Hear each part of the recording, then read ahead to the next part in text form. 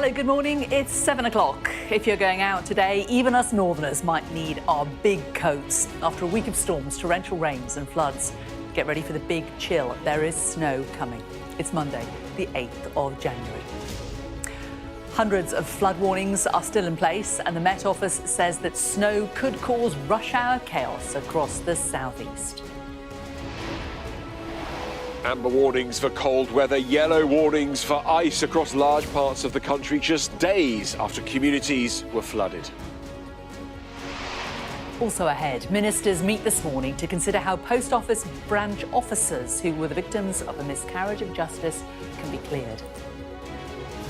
The door that blew off an Alaska Airlines jet is found by a school teacher. A rocket to the moon. The first lunar mission in more than 50 years is due to launch in the next few minutes plus. And the Golden Globe goes to Oppenheimer! Christopher Nolan's blockbuster about the father of the atomic bomb wins big at the Golden Globes.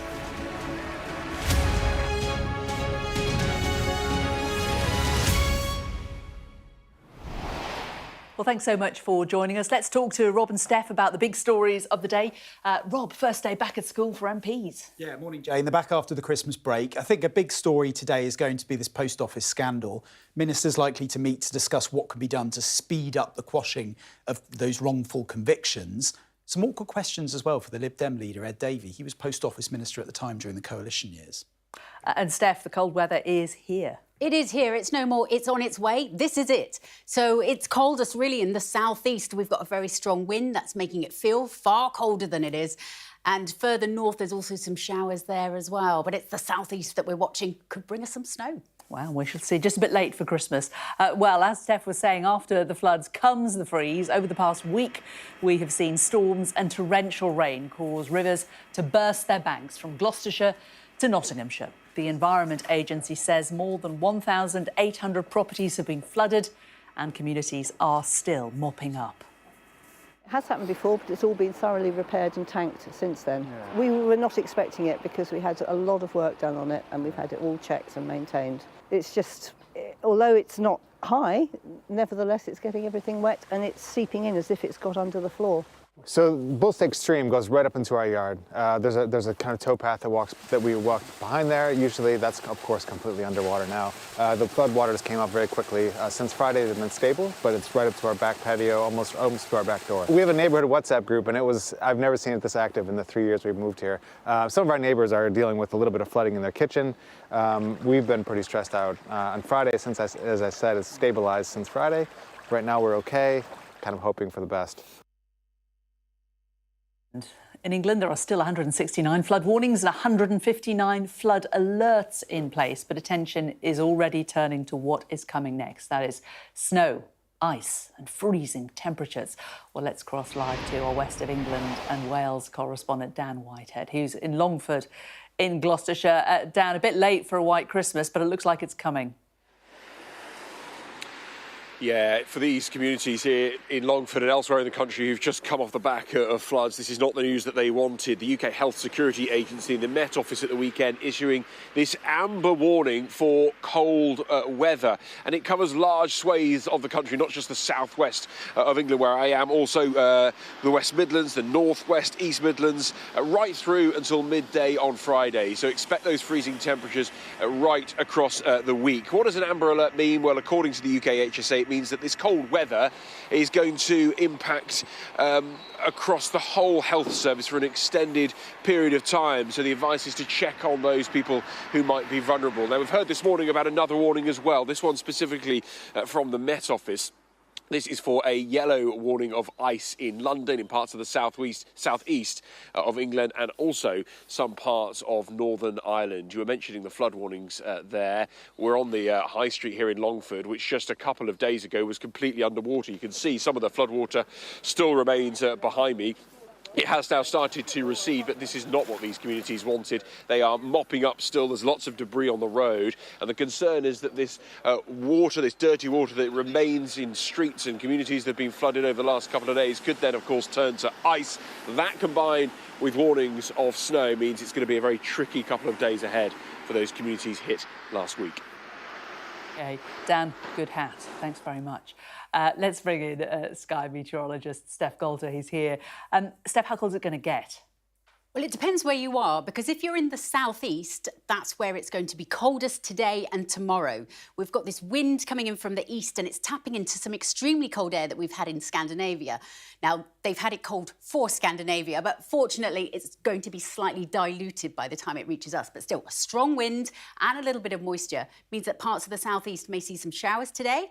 Some of them could turn wintry, mostly on the North Downs. So a little bit of a wintry flavour there. But elsewhere, the winds will probably turn northerly later in the week. So for Scotland, that's when they're going to see their snow. It'll continue off and on sort of throughout the week. But further west, where we've had some of the worst of the flooding, there, actually the snow should stay away. So yes, it will be cold, but at least we're not going to have snow to deal with as well. OK, Steph, warm coats, but don't panic, essentially. Exactly. Great. OK, thanks very much. Now to politics, and ministers are meeting this morning to consider how post office branch officers who were wrongly convicted of fraud can be cleared. The Horizon IT system was introduced by the Post Office in 1999. Almost immediately, losses in the system emerged, with the Post Office taking legal action. By 2015, 736 people had been criminally prosecuted, with 700 convicted. A public inquiry into the scandal was established in 2020. To date, 93 convictions have been overturned, with around £138 million paid in compensation. Well, our political correspondent Rob Powell has more on this. Rob, the Justice Secretary looking into how the government can help these victims, and some would say not before time. Yeah, morning, Jane. I think if you've been campaigning on this for years and years and years, you probably are wondering this morning why it's taken an ITV drama series to kind of prompt the government to whir into action, to look at what can be done to speed up the quashing of some of these convictions. I think we're likely to get meetings of ministers today to discuss how this can be done, stripping the Post Office out of the appeals process potentially. Of course, other campaigners want something more widespread, legislation to get some kind of mass exoneration of sub-postmasters. I think we're also likely to see backbenchers as they return for their first day after the Christmas break, trying to bring a minister to the Commons through an urgent question, something like that, to address some of these issues. And as well as, I think, looking forward, there may well be a little bit of looking backwards at how this was handled by Conservative-led governments in the past when some of these allegations first emerged. There was a lot in the papers over the weekend about how people like Sir Ed Davey, who in 2010 was the minister in the coalition government responsible for the Post Office, how seriously they took some of the accusations and some of the concerns that were being raised by campaigners like Alan Bates. Now, a lot of unhappiness from those campaigners about what went on back then. Sir Ed Davey is not helped by the fact that he is quite fond of calling for people to resign over perceived mishaps or inadequacies. The Times newspaper has clocked up 31 times since 2019 that he has called for someone to resign on his online Twitter X account. So that might be why some people feel it would be appropriate to subject him to a little bit of pressure as MPs come back to Westminster. For their part, the Lib Dems and Ed Davey says that back then he met Alan Bates, that he regrets that he essentially didn't realise that the Post Office was lying to him over concerns about the Horizon software. But I think likely to be the big story that dominates today on the first day back at term for MPs. OK, Rob, thanks very much. Well, let's take a look at the papers this morning, and the Mail is leading with the Post Office scandal. It says pressure is growing on the government to compensate the thousands of sub-postmasters who were wrongly convicted as part of the Horizon IT scandal. Elsewhere, The Guardian claims a senior Conservative MP has warned his party faces obliteration at the next election. The Times warns that official government forecasts predict 2 million more people will be claiming disability benefit by the end of the decade. Meanwhile, The Telegraph says the Mayor of London, Sadiq Khan, has bowed to rail unions by offering a bumper pay offer to avoid strikes on the London Underground. And the Daily Star has a weather warning for us. They say a 12-day chill and whiteouts are on the way from Scandinavia, as Steph has just been explaining to us. Well, let's take a look at some of the day's other headlines now. And Ukraine's military says Russia has launched a large-scale missile attack on several Ukrainian regions in the early hours of the morning. Military officials say the capital, Kyiv, is under threat from ballistic missiles and have urged people to find shelter. They say areas including Zaporizhia and Kharkiv are also under attack. A new national drive to get pupils back into the classroom is being launched today. The Department for Education is promising 80 new attendance hubs across 6 regions of England, bringing the total to 32. It says it'll help nearly 2,000 schools tackle persistent absences. New research has found that the UK is the only country in the G7 where household budgets have not recovered to pre-pandemic levels. The TUC claim families would be £750 a year better off if incomes had grown in line with other leading economies. Al Jazeera has accused Israel of deliberately targeting journalists after 2 of its staff were killed in an airstrike near Rafah in southern Gaza. Mustafa Thuraya and Hamza Dadour died in the strike yesterday. Hamza was the eldest son of Al Jazeera's chief correspondent, Wael Dadour. What did Hamza do to them? What did the family do to them? What did the safe civilians in the Gaza Strip do to them? But the world is blind to what's happening in the Gaza Strip. In a statement, the Al Jazeera media network strongly condemned the attack, saying the assassination of Mustafa and Hamza while they were on their way to carry out their duty in the Gaza Strip reaffirms the need to take immediate, necessary legal measures against the occupation forces to ensure that there is no impunity. Hamza is the 5th member of Wael Dadour's family to die since the start of the conflict. He lost his wife, son, daughter and grandson to an Israeli air raid at the end of October.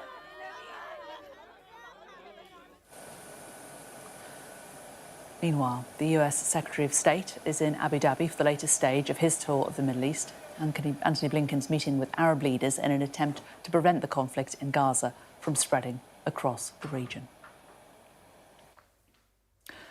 The missing door that blew off an Alaska Airlines flight in mid-air has been found by a schoolteacher in his garden. Well, Saba Chowdhury has more on this. Saba, so remind us what happened over the weekend with this plane door, and it has at least finally turned up. Good morning, Jane. Well, the incident took place on Friday, and it was minutes after takeoff from Portland International Airport. The pilots on board a Boeing 737 MAX 9 aircraft were forced to perform an emergency landing, and this was after a massive hole ripped through the side of the aircraft. Now, luckily, no one was seriously hurt, and the pilots were able to land the plane safely. But as I say, it could have been so much worse, not just for the passengers and the people on the plane, but also those on the ground in terms of debris. That debris was today found by a teacher called Bob in Portland. So a key component of that door that's gone missing, the door plug, has today been found. Now, this door, without a doubt, will be used in the investigation that's currently ongoing to determine the cause of what happened with this particular incident. But the anxiety amongst passengers, I'm sure, is really adding, especially after, or given the fact that this is the 4th issue with Alaska Airlines flight in the past 2 months. 4 incidents have been reported by pilots to the airline. So this, as I say, will be adding to anxiety amongst flyers. Indeed. Seba, thanks very much. Well, still to come on the programme. At 7:30, we're going to be talking to the Pitch Perfect actress, Brittany Snow, about her role in a new film highlighting the plight of women trying to seek an abortion in the United States. A little later, we'll hear from the Conservative MP, David Davis, who's urging the government to hold accountable those responsible for the Post Office scandal.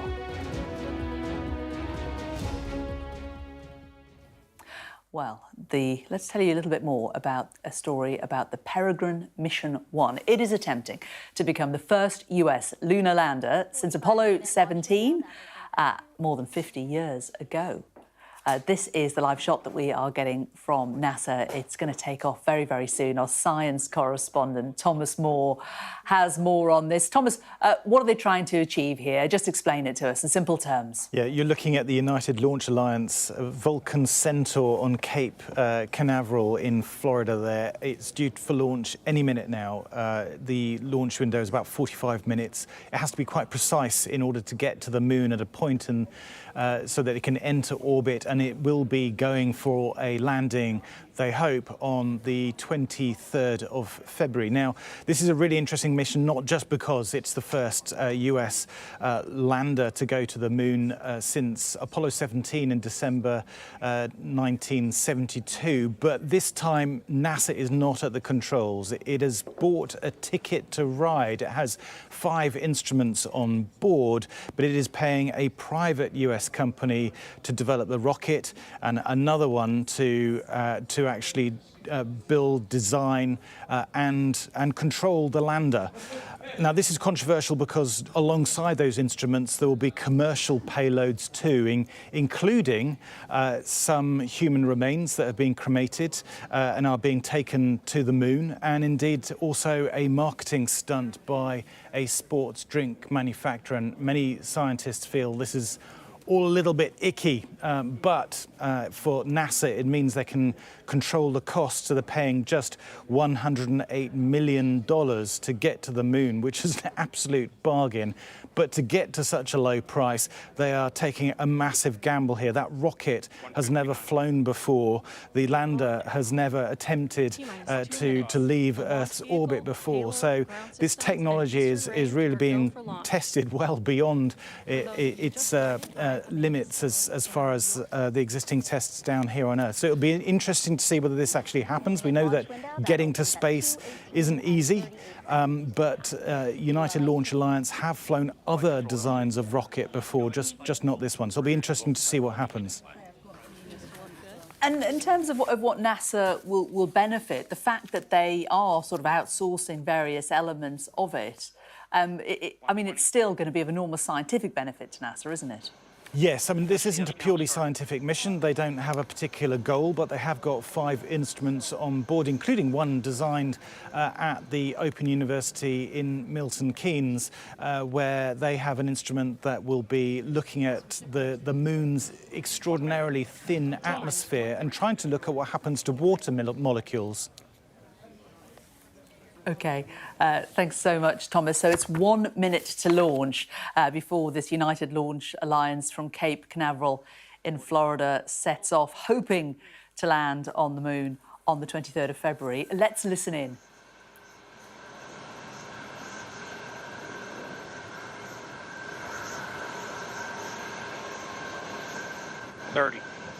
EE4 start box, go.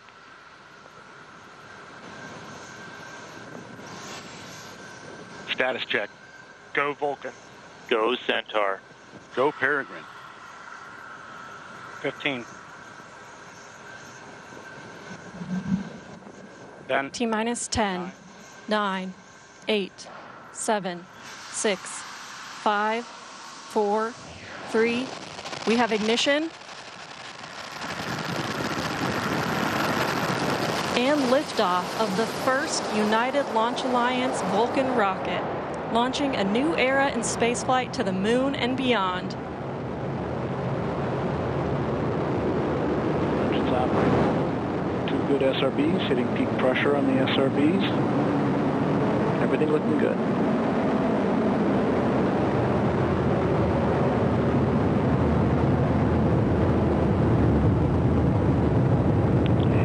Pitch and yaw programs in, coming into normal rates for that event. We have good hydraulic pressure on both engines, good chamber pressure on both engines, everything looking good.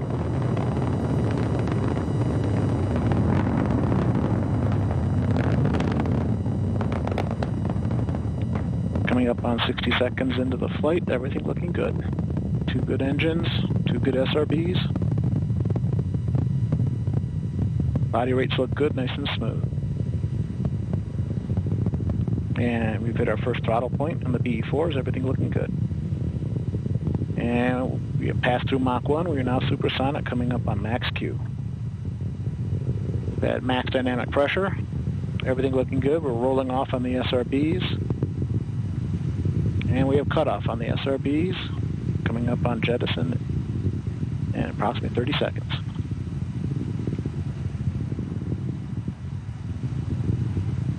"15 seconds to SRB jet, BE4s continue to operate nominally.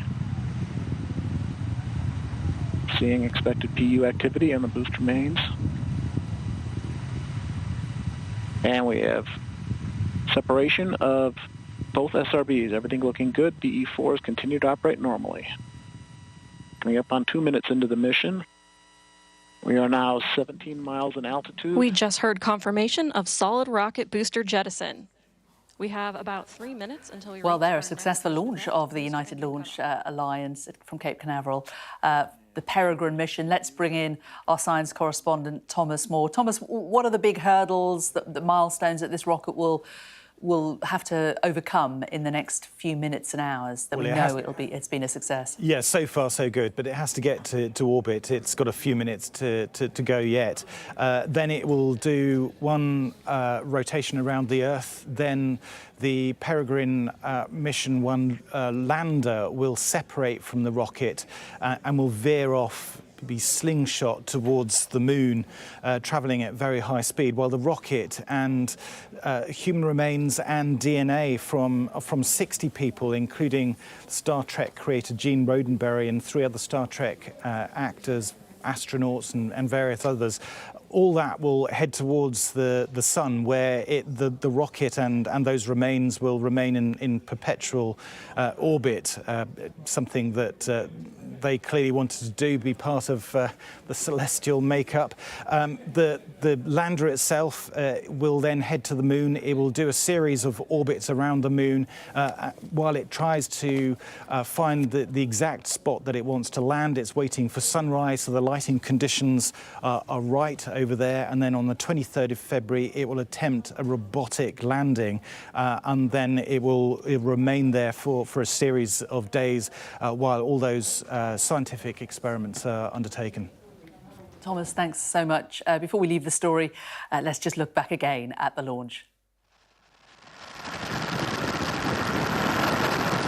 And liftoff of the first United Launch Alliance Vulcan rocket, launching a new era in spaceflight to the moon and beyond. Engines operating. 2 good SRBs, hitting peak pressure on the SRBs. Everything looking good. We're going to be talking a lot more about this later on in the programme, so stay tuned. About 8:45, we're going to be talking to a space journalist on this as well. Well, let's get more on our big story of the day, the post office scandal, which saw hundreds of sub-postmasters falsely convicted of stealing money due to a faulty IT system. Well, the scandal has been thrust back into the spotlight by a TV drama.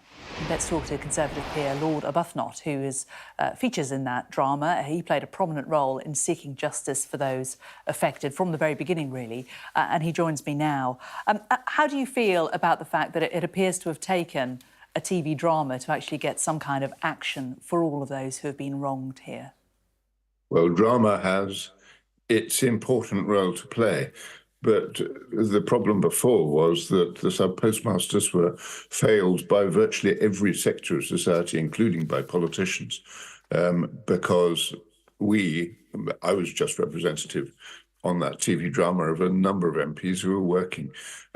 We failed to achieve anything. It was Alan Bates taking the thing to court and having a fantastic judgment from Mr. Peter Fraser, and then the TV drama that have really caught first the imagination of the Court of Appeal and second the imagination of the public. But the sub-postmasters have been really failed by the legal system before that, by the corporate system, by the media, by everybody. And so I'm delighted that at last it's got to the attention of the public. Who do you blame for not taking it seriously at the time? Because, of course, Alan Bates and the others, they did the right thing. They went to their local MPs to complain and to raise the issue. He was very clear-sighted about what was going wrong. You got on board. Why did others in government not take it seriously? There was the problem that the post office was the most trusted brand in the country. The problem that the court system did not work for the sub-postmasters. Lawyers were acting for the client of the post office, and the post office had deep pockets, and the sub-postmasters did not. The media found it difficult to cover because it was complicated, and who wants to take on the post office? And these people had been convicted of theft. Why believe them? It was a series of catastrophes for the sub-postmasters. And I just take my hat off to Alan Bates and all of his sub-postmasters who were working so hard together, that they persevered. And look what they're now beginning to achieve, but we're still only in the foothills of what we've actually got to achieve. Indeed. I mean, do you think that Ed Davey has questions to answer? He was the minister in charge of the Post Office at the time. Actually, I think that's a bit of a red herring. I think that what Ed Davey, when he came into office as the Post Office Minister, was doing, he was following the line of the previous Labour government, namely, this is an arm's length organisation, which the government was simply refusing to oversee properly. So, yes, all ministers who are involved in this, Labour, Lib Dem and Conservative, have got questions to answer. I wouldn't concentrate too much on any one party, because no party comes out of it well. No, indeed. I mean, David Cameron, Prime Minister at the time, I mean, are you aware whether the claims made it all the way to his desk, whether he ignored what the postmasters were saying? I don't actually know whether it got onto his desk. I don't remember putting it onto his desk myself. But I mean, certainly I wrote to David Cameron, along with all MPs, to ask, have you got similar problems to the ones that are cropping up in my constituency? But as I say, none of us politicians come out of this well. The Post Office itself, we talked about it being, such a big corporate entity. Should it now be stripped of its power to prosecute cases, and should it lose an ability to really have an influence over the appeals as well? Well, the Post Office cannot be trusted by the sub-postmasters, and it should not prosecute anybody. The idea that a corporation which itself is being investigated by the police should start prosecuting people is absurd. So that'd be quite wrong. But I think they stopped prosecuting people in 2015, not before time. What would you like to see the government do to make this right? One of the greatest problems is that there have been between 700 and 900 convictions of sub-postmasters, and only 93 of those convictions have been overturned. That's an awfully small, pathetically small number. And I think that this is a mass problem which has got to be dealt with in a mass way. And I think that Parliament has got to step in and say that post office convictions are not safe. We've seen the way that investigators behaved, and they behaved in a way which was contrary to the rule of law. And these convictions have got to be set aside. Well, we shall see. Lord Arbuthnot, very good to talk to you. Thanks very much. Thank you. Well, it is cold out there. Let's get a look at the weather in more detail. Warm memories wherever you go. The weather, sponsored by Qatar Airways. Conditions will be quiet and cold this week with a freshening breeze bringing a significant wind chill to southern parts of the country. This morning, there'll be a widespread frost, overnight temperatures having dropped close to or below freezing.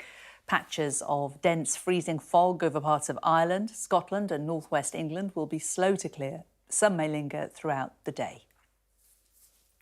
The weather, sponsored by Qatar Airways. You're watching Sky News Breakfast. Still to come this hour, we're going to be joined by the star of a new Oscar shortlisted short film, shining a light on the dangers faced by women seeking abortions in the United States.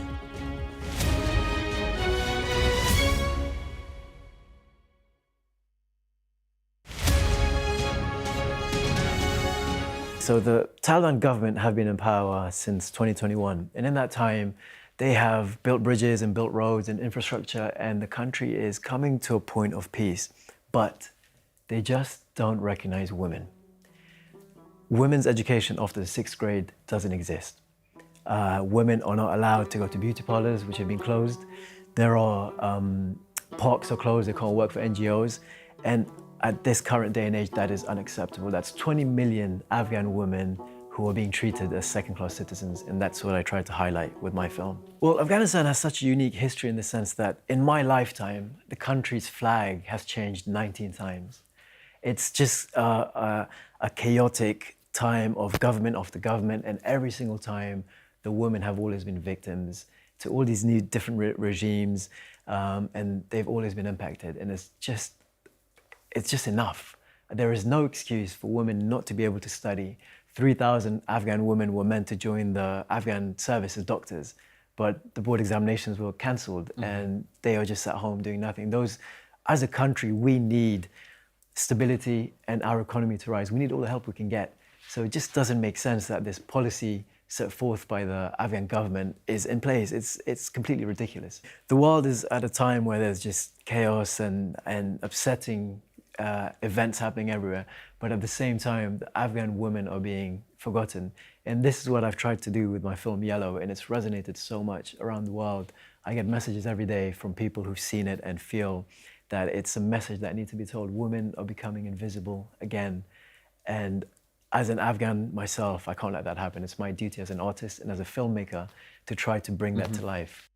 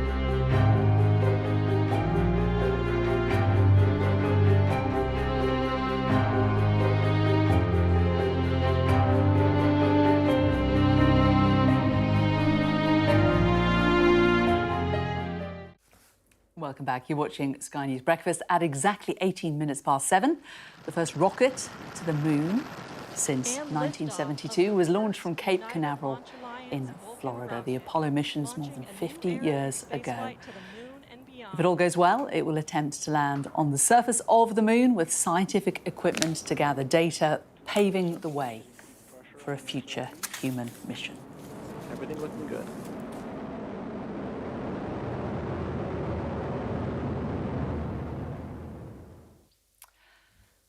Now, since the US Supreme Court's controversial decision to abolish the national right to abortion in 2022, the issue has become a key battleground for both Republicans and Democrats. Now, a new Oscar shortlisted short film about a single mother who crosses state borders in search of an abortion is shining a light on the lengths some women are forced to go to find help.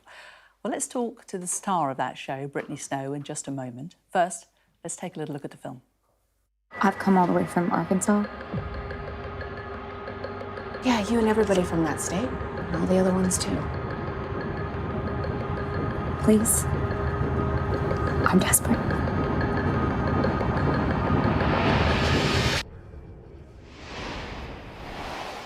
Well, the actress Brittany Snow, who plays Rachel in the film, joins us now from Los Angeles. Brittany, lovely to talk to you today. Why did you want to get involved with this film? I think it's a very important issue, obviously one that's very topical to so many of us, specifically in the United States, and something that we definitely need to discuss. And what I loved about this short was it didn't do it in a didactic way. It merely showed a lens and the light on something that I felt was heartbreaking and poignant without pointing any fingers. And I feel like a lot of people can take a lot of lessons from it without it being preachy. Were you not afraid of stepping into such a political subject? Because, of course, many actors and actresses go out of their way to avoid a role that could polarise an audience. Oh, I think that's some of the best parts of doing anything artistic is putting what you feel and what you want out into the world, whether it is polarizing or not, I guess. And I think the great thing about this short is that it really just poses a lot of questions, and it doesn't really necessarily point it in any direction to preach. And I think that that's something that I really strive to do in my career as well, is just to pose a lot of questions. So I was grateful to be a part of it. And how would you describe the reaction to the film so far? It's been really amazing to see how many people have commented on it and take it in. I've gotten even some people who have changed their minds, whether it be from one side to the other. And I think that that's really what I set out to do. And I think what the filmmakers really set out to do was just not necessarily change people's minds, but see it from a different perspective. And you mentioned the filmmaker, Nasrin Chowdhury, a British screenwriter and director. What was it like working with her? It was so great. I mean, when I read the short, I actually don't think I've ever acted in a short film before. And so I read it, with a little bit of hesitation, not that I wouldn't do it, but just I was like, this better be good. And when I read, there's a twist that happens that I will not give away. And it viscerally spoke to me. It went through my entire body. And I talked to her right away. And I said, you are so talented and I need to be a part of this. Without question. So I respected her talent and I knew exactly what she was set out to do, which I think is really a marking of a great director. And of course, it is an election year in the United States. How great an issue do you think abortion is going to be in the next few months? I think it's hugely important. I think it's going to be a very heated debate. Yes, polarizing, but I think something that we do need to speak about. And I think that's what I love about the arts. And I think that's what I love about this short film is that it is an election year. And I think people will be talking about it, hopefully due to this short. How do you feel about the state of democracy in America at the moment? I have my opinions. I wish things were, all sorts of different ways, but I will be silent about this for now because I do, love my country, but I think, you guys, I wish I was over there sometimes. The other big story, of course, across your side of the pond overnight is the Golden Globes. It's been a big night for Barbie, big night for Oppenheimer, big night for Succession. What are your thoughts about the winners? I loved Oppenheimer. I loved Barbie. I think that Barbie also, like this short, did a really good job of painting a picture of something without it being too heavy-handed and also posing a lot of questions and doing it in an entertaining, fascinating way. So I loved that movie. I didn't get to go to the awards, which is quite all right. I was in my pajamas. I'm in my pajamas now under here. Don't worry, I was in my pajamas as well when the Golden Globes was on. I was fast asleep. Yes, exactly. Well, listen, lovely to talk to you, and it's a really fascinating film, and it is a short, so, lots of people should be able to watch it. Brittany Snow, good to talk to you. Thanks for joining us on Sky. Thank you for having me. Well, as we were saying, Christopher Nolan's blockbuster biopic about the father of the atomic bomb took home the top gong at the Golden Globes overnight. There were wins for the Oppenheimer director, as well as his leading man, Cillian Murphy, But there was upset for fan favourite Barbie, as Poor Things pipped it to Best Comedy Musical, although, of course, Barbie did get other honours. Our arts and entertainment correspondent Katie Spencer reports. And the Golden Globe goes to Barbie. Pitched as the Battle of Barbenheimer, this year's Golden Globes dominated by two films that, when combined, made over $2 billion, while Barbie was recognised for its box office achievement. Thank you. We would like to dedicate this to every single person on the planet who dressed up and went to the greatest place on earth, the movie theatres. This was Christopher Nolan's night. His nuclear arms race thriller taking home Best Film, Best Director, as well as a win for its leading man. First question, do I have lipstick all over my nose? No, I'm just going to leave it. I was in the hands of a visionary director, a master, and I want to thank Chris and Emma. Amy, are you okay? Yep.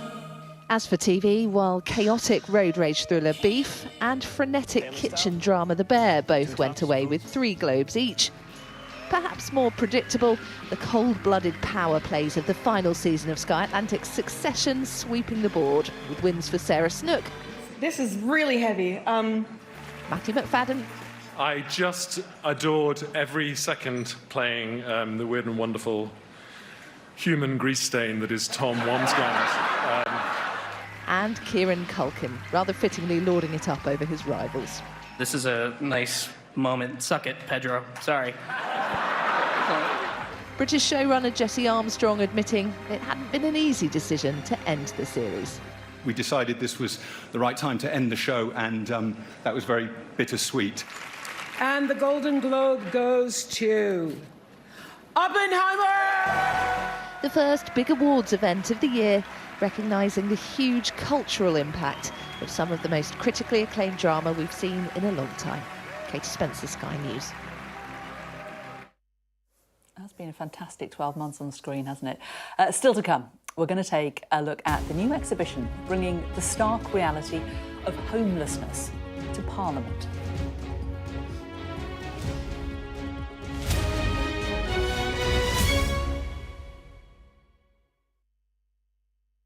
This is a piece of hardware built at the Open University in Milton Keynes.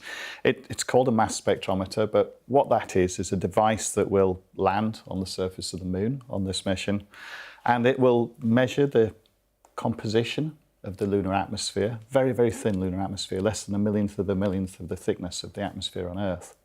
And it will basically, it acts like a weighing scales. So it separates the atmospheric molecules according to how heavy they are, and we know that water molecules weigh 18, nitrogen weighs 28, so we can identify what those molecules are. When we did land on the moon, we put humans on there, and the initial idea was that the moon was quite dry. It seemed to be a dry, barren, dusty place. But more recently, in the last 10 years or so, we've had orbiters going around the moon, which is starting to reveal a different picture, and we're getting suggestions that there's actually a very tenuous water cycle going on the moon, with kind of water molecules moving around the surface, maybe getting stuck at the poles and frozen down as ice where it's very, very cold. And also techniques have improved. So the last time an instrument like this went to the moon was 50 years ago.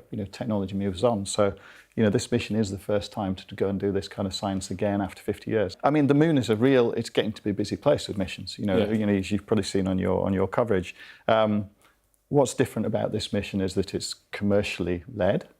So it's kind of there's a global feeling that the best way to explore space, and the moon is the nearest place to go, so this is where you're going to go and try this out in the first place, is to get everybody involved. So it's not just a kind of a national agency endeavour, but it's involving commercial companies and universities, and trying to bring that all together to make it more sustainable and a cheaper way to explore. One of the reasons people are really interested in water on the moon is that it might help sustain exploration there. So if we want to put astronauts on the moon, if we want to take a bottle of water up to them, which weighs half a kilogram for a bottle of water, it's going to take about £500,000 to do that because of lifting it through the Earth's gravity field. So one of the ideas is that if you can find appreciable quantity of water on the moon and purify it, bottle it, sell it for less than £500,000, then you've got a business case. Now that's not my bag, but you can see how using resources locally and not having to take everything with you in a massive spacecraft can make space exploration more agile.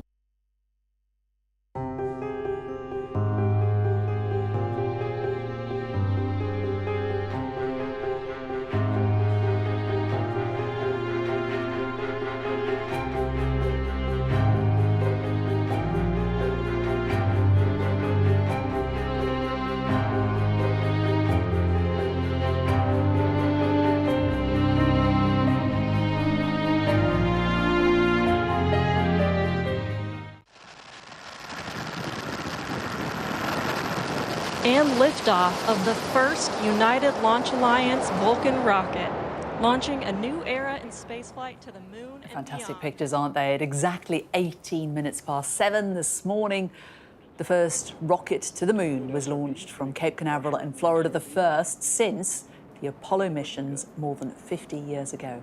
If all goes well, it'll attempt to land on the surface with scientific equipment to gather data, paving the way for a future human mission. Our science correspondent Thomas Moore has more. Thomas, when's it going to land? So it's due to do a series of orbits and then land on the moon on the 23rd of February. It has to wait for particular light conditions before it can do that safely. And that's why we are so well ahead of the actual launch day. It only takes less than a week to get to the moon itself. So they want to make sure that everything good launch. They've got a series of payloads on board. This is the first commercial mission from the United States, which is really interesting. It just a big gear shift there from NASA. They're not at the controls. They've just bought a ticket to ride. They got 5 experiments on board, but they've paid this other company, Astrobotic, to develop this robotic lander, and they are paying just $108 million to transport their kit to the lunar surface. But it is the private company that is taking all the risk. And part of that risk was actually sending everything up on an untested rocket. This was the first launch of this particular rocket, but it seems to have gone completely to plan. It's now in orbit around the Earth, doing a series of engine burns before it slingshots this capsule, this Astrobotic lander, which is the size of a garden shed, out towards the moon in the coming minutes.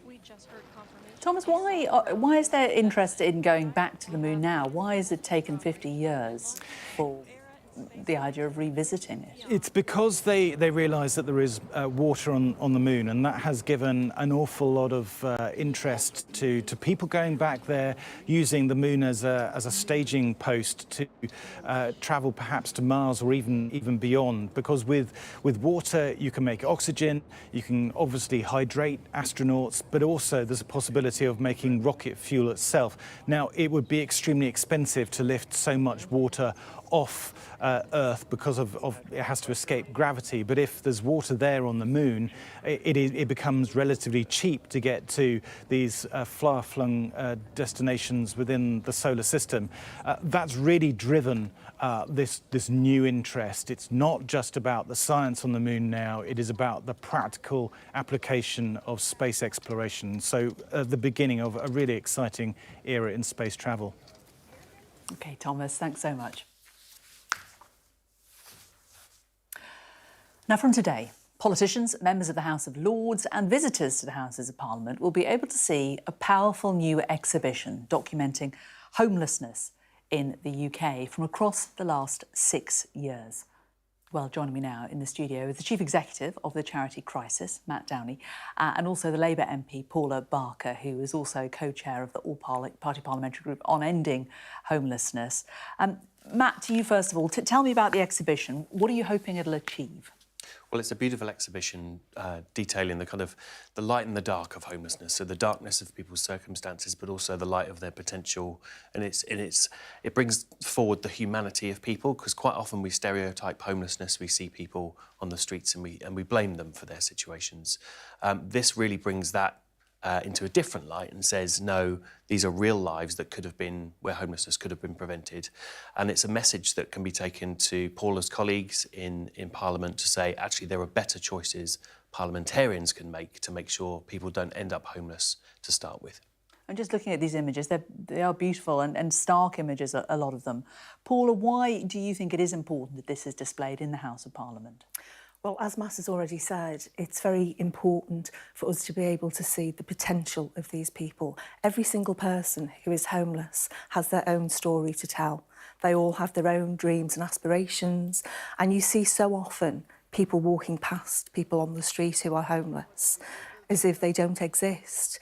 These have an individual story to tell, and Mark has captured that in each of his photographs. And I think it's really, really important, as we make legislation going forward, that we have that front and centre in our minds. And Matt, homelessness rising again, according to analysis, 14% higher than last year. Why is it going up? Is it as simple as the cost of living crisis, or is it something more complex than that? Well, the cost of living crisis is certainly making things worse, but homelessness is going up because the causes of homelessness aren't being dealt with. The really high rents that people experience, the fact that there's simply not enough housing to go around. So the causes are not being dealt with, and the consequences are being badly served too. And this exhibition is especially timely because this year the government are planning to legislate to actually criminalise people who are homeless. And that's something that's completely unacceptable from our perspective. And, instead of punishing people for their homelessness, what we really need to see is those causes dealt with. Paula, do you think MPs see, in inverted commas, homeless people? I mean, just here in Westminster, there are the homeless people on the streets all over London. Do you think MPs are guilty, as perhaps lots of other people are, of not seeing homeless people, of them becoming invisible? Yes, absolutely. I think that's absolutely a pertinent comment to make. And I think we have to deal, as Mass has already said, with the reasons why people become homeless. I want to see services that are trauma-informed and trauma-led at its very heart. And I want to be able to give people not just hope, but a future. And I think that this exhibition is really important in doing that, and hopefully will focus all colleagues' minds on how we can make things better. Matt, what would you like to see the government do to make homelessness better, to reduce it, to help those on the streets? Well, first and foremost, there's no time like the present to say that the way out of all forms of homelessness is, A, to have enough homes to go around so that, people have somewhere to live, and then if people do have support needs, that, as Paula says, they get trauma-informed, high-quality care. That's it. That's, every case of homelessness is different, but at its heart, everyone needs somewhere to live, and if you need help, you get that help. And really what that means is you need a strategy to deliver that right across the board and to stop sort of short-term or misplaced initiatives like the criminal justice bill that's saying that people should be punished and fined or imprisoned for their homelessness. Paula, do you think in an election year, as we anticipate it is, that there is the political will to focus on this subject? I think one of the things that concerns me is that when you look back to Suella Braverman's time in office, she talked about homelessness being a choice, and she spoke about, getting rid of tents, and the criminal justice bill, as Mass has already said, will criminalise people who are living on the streets. I think, our commitment from Labour's point of view is that we will build 300,000 homes initially per year. And of course, we would want to see that be much, much more. For me, there has to be a fully cross-departmental strategy. And when Labour left office in 2010, we had practically eradicated homelessness and rough sleeping. And I think that there is definitely, a concerted effort and a will to be able to do that again. And finally, Matt, these images that we're seeing, they're on display in the Houses of Parliament. So, of course, unless you've got access and a parliamentary pass or a visitor, you can't see them. But they are going to go out around the country at some point, aren't they? Yeah, I'd urge everyone to look online and to even buy the book. Mark's work is absolutely vital as far as I'm concerned, because it does something we all need to do. It's just to see people who are homeless as equals, as people with potential, and not simply those people who you might walk past on the street. Matt Downey from Crisis and Paula Barker, Labour MP and Chair of the All-Party Group on Ending Homelessness. Thank you both a lot for coming in and talking to us. Right, let's take a quick look at this morning's sports news. And Liverpool are through to the fourth round of the FA Cup final. They beat Arsenal 2-0. After dominating the first half, Arsenal fell behind late in the second half. Trent Alexander-Arnold's free kick headed into his own goal by Arsenal defender Jakub Kiwior. And then deep into stoppage time, Liverpool broke away to make it 2-0. Luis Diaz scoring to seal the win. The result means it's now 3 consecutive defeats for Mikel Arteta's side, and they're without a win in 4. FA Cup holders Man City booked their place in the fourth round. An emphatic start. Pep Guardiola's side thrashed Huddersfield 5-0, with 2 goals coming from England midfielder Phil Foden. And Chelsea striker Sam Kerr is to miss the rest of the season after picking up a serious knee injury in training. And should we take a look at some of the back pages? Let's. Let's. Wham bam, says the Sun, after Patrick Bamford's stunner during Leeds' 3-0 FA Cup victory over Peterborough. The Eye has Luis Diaz celebrating Liverpool's win away at Arsenal. Despite their defeat, the misfiring Gunners may not be shopping for a new striker after all, it says. And The Times also features Arsenal's FA Cup exit with a quote from Mikel Arteta: "We must get our heads right."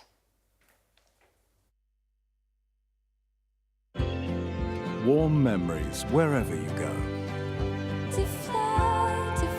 The weather, sponsored by Qatar Airways.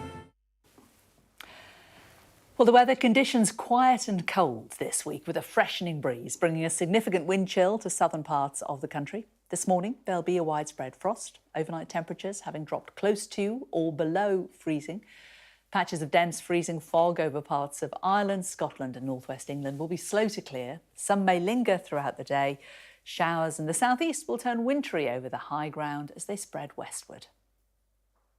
The weather, sponsored by Qatar Airways. Coming up on Sky News Breakfast, a rocket to the moon has been launched in Florida, the first since the Apollo missions more than 50 years ago.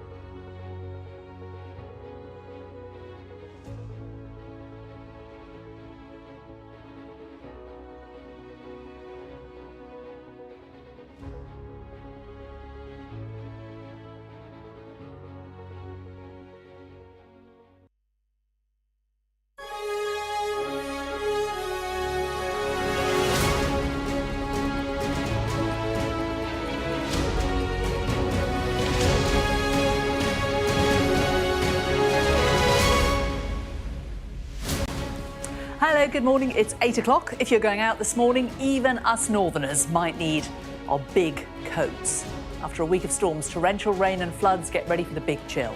We're told there's snow coming. But the weather was good in Florida, good enough in fact, to launch a rocket to the moon. It's Monday, the 8th of January.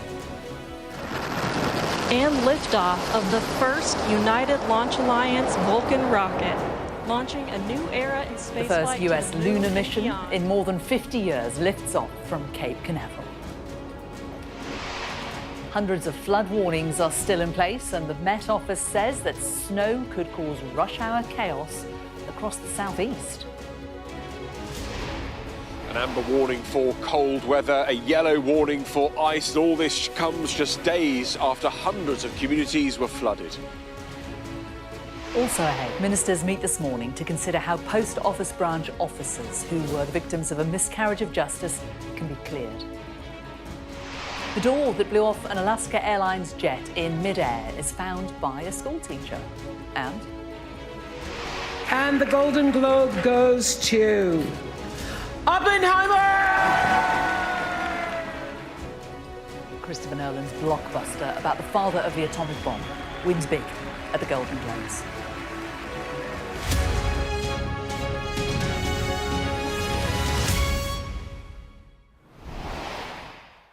Well, good morning and thanks a lot for joining us. Rob and Steph are here with the headlines. And Rob, the MPs are back after their Christmas break. What's on their agenda today? Yeah, morning, Jane. I think the big story today may well be the Post Office Horizon scandal. There's going to be a meeting involving the Justice Secretary. He's looking at potentially ways to speed up quashing those convictions. You had a former Tory MP, current Tory peer who's campaigned on the issue, saying that they should all just be set aside en masse and that Parliament should intervene. I think we might likely see something covered on this on the floor of the House today as well. And Steph, we're all going to be wrapping up warmer. That's right. The cold weather is here. Some places will see some snow, but it's not going to be everyone by any stretch of the imagination. So we'll be looking at exactly where is going to see some snow and how much. OK, Steph, thank you both very much. But first, let's remind you that at exactly 18 minutes past 7, the US launched its first rocket to the moon since the Apollo missions more than 50 years ago. Well, our science correspondent, Thomas Moore, was watching the launch and joins us now. Thomas, just remind us, what is the point of what they're trying to achieve here?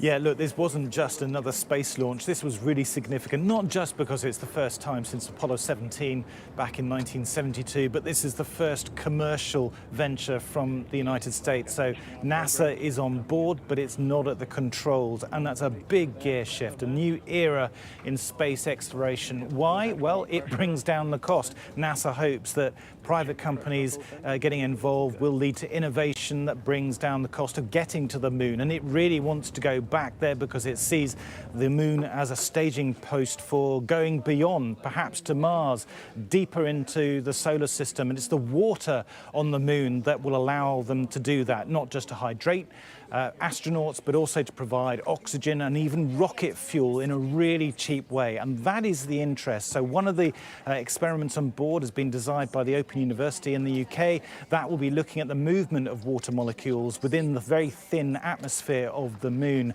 But it is this commercial venture. They're paying just $108 million, and that should keep the price down for future missions. That's the excitement. But it has led to slight controversy because there are other commercial payloads on board, including human remains that have been cremated and also a marketing stunt by a sports drink manufacturer. And some scientists feel that their experiments shouldn't be going to space alongside what they would see as rather trivial cargoes. OK, Thomas, thanks very much. Well, let's bring you back down to earth and weather in the UK now. And after the floods comes the freeze. Over the past week, we've seen storms and torrential rain cause rivers to burst their banks from Gloucestershire to Nottinghamshire. The Environment Agency says more than 1,800 properties have been flooded and communities are still mopping up. It has happened before, but it's all been thoroughly repaired and tanked since then. Yeah. We were not expecting it because we had a lot of work done on it and we've had it all checked and maintained. It's just, although it's not high, nevertheless it's getting everything wet and it's seeping in as if it's got under the floor. So both extreme goes right up into our yard. There's a kind of towpath that we walk behind there. Usually that's of course completely underwater now. The flood waters came up very quickly. Since Friday they've been stable, but it's right up to our back patio, almost to our back door. We have a neighborhood WhatsApp group, and I've never seen it this active in the 3 years we've moved here. Some of our neighbors are dealing with a little bit of flooding in their kitchen. We've been pretty stressed out. On Friday, as I said, it's stabilized since Friday. Right now we're okay, kind of hoping for the best. Well, in England, there are still 169 flood warnings and 159 flood alerts in place, but attention is already turning to what is coming next. That is snow, ice and freezing temperatures. Well, let's cross live to our west of England and Wales correspondent Dan Whitehead, who's in Longford in Gloucestershire. They're preparing for the cold weather there, Dan, but they're still very much mopping up, aren't they? Yeah, it was only at the weekend that the high street that I'm just stood beside here in Longford in Gloucester was underwater, the houses bailing out water from their homes. That has now receded, that water, but you can still see that the floodplains right behind me in the fields and stuff are underwater, and that is the concern for those communities. It's the UK Health Security Agency and the Met Office which has issued this amber warning for cold weather. It lasts right through until midday on Friday. It affects not only where I am here in the southwest, but also the West Midlands, the northwest of England, the East Midlands, and as I say, it's going to last all week. What does an amber warning mean? Well, the government says that it could have an extended impact on health services, informing people to check on those vulnerable people over 65, to check that they are okay, and that actually keeping homes warm, 18 degrees and above, could be more difficult for vulnerable people. So that's the amber warning in place, but we've had another fresh warning today from the Met Office specifically. That's a yellow weather warning for ice, and that affects London. It affects parts of the southeast of England and also parts of Northern Ireland. But all this comes on top of the fact, as you mentioned, still 169 flood warnings in place, and in parts of the middle of England and the southeast of England, where those communities are still mopping up. The last thing they need now are these freezing temperatures, because the concern is that low-lying water and the water that's still on some of the roads in those flooded communities could freeze and turn to ice and create even more dangerous conditions. OK, Dan, thanks a lot. Well, let's bring in Steph Golter. Steph, how cold is it going to get? Well, currently it's -7.5 in parts of Scotland. So that's a little bit chilly. It's quite I think we could agree. But it's going to be the southeast which has the biggest shock, because we've got our temperatures lower than average compared to elsewhere. And it's also been so mild here recently. For Scandinavia, they've had some really, really exceptionally cold conditions, and we're sort of tapping into that. Now, fortunately, it's diluted a little bit by the time it reaches us, but it does mean the weather over the southeast is kind of most concern in the next 24 hours or so. We're already seeing some showers. The showers at the moment that I'm seeing reported are rain rather than sleet or snow, but that's not to say over the higher ground later on we could see some snow. Now, I think mostly it's going to be the North Downs that see the wintry weather, if we see any, but it's not going to be everybody. And even over this week, we're not going to have a complete blanket of snow covering the whole of Britain and Ireland. It is going to be cold, we're all going to see that, but only a few of us, mostly over higher ground and in the east, are going to see any wintry weather at all. OK, so those of us affected, definitely wrap up warm. The rest of you just... but don't panic. Consider yourself lucky, don't panic. OK. Reassuring. Right, let's take a look at some of the day's other headlines now. And Ukraine's military says Russia has launched a large-scale missile attack on several Ukrainian regions in the early hours of the morning. Military officials say the capital, Kiev, is under threat from ballistic missiles and have urged people to find shelter. They say areas including Zaporizhia and Kharkiv are also under attack. A new national drive to get pupils back into the classroom is being launched today. The Department for Education is promising 18 new attendance hubs across 6 regions in England, bringing the total to 32. It says it'll help nearly 2,000 schools tackle persistent absences. New research has found the UK is the only country in the G7 where household budgets have not recovered to pre-pandemic levels. The TUC claim that families would be £750 a year better off if incomes had grown in line with other leading economies. Al Jazeera has accused Israel of deliberately targeting journalists after 2 of its staff were killed in an airstrike near Rafah in southern Gaza.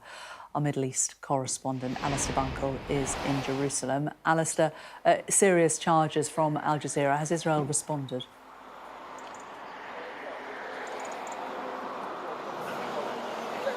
Said that they did strike a vehicle in southern Gaza that was containing a number of people, and they said one of those was someone they believed to be a terror operative, in their words, who was operating a drone. Now, there are some contrary reports saying that the drone's being operated for journalistic purposes, to gather pictures, not for any kind of fighting or terror purposes. But in that strike, 2 journalists were killed.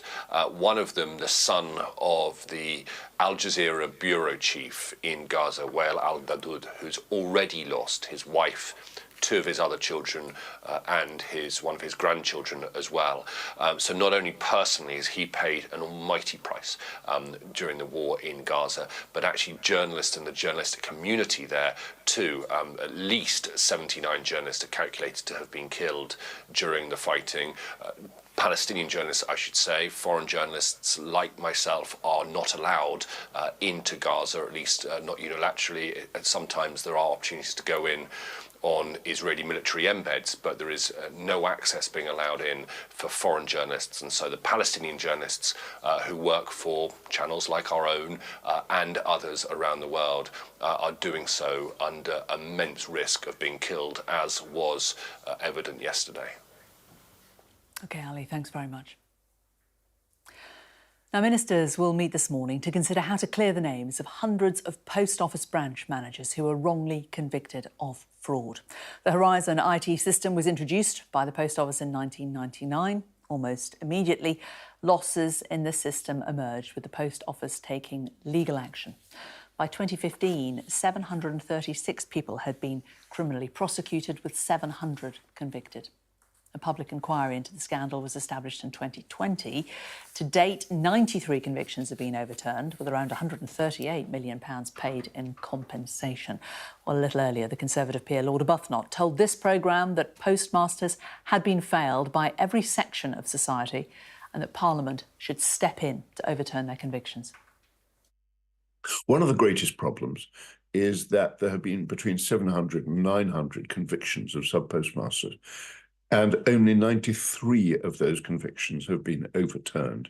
That's an awfully small, pathetically small number. And I think that this is a mass problem which has got to be dealt with in a mass way. And I think that Parliament has got to step in and say that post office convictions are not safe. We've seen the way that investigators behaved, and they behaved in a way which was contrary to the rule of law, and these convictions have got to be set aside. Well, nodding along to that, Labour Shadow Environment Secretary Steve Reid is here. Steve, what do you think should be done?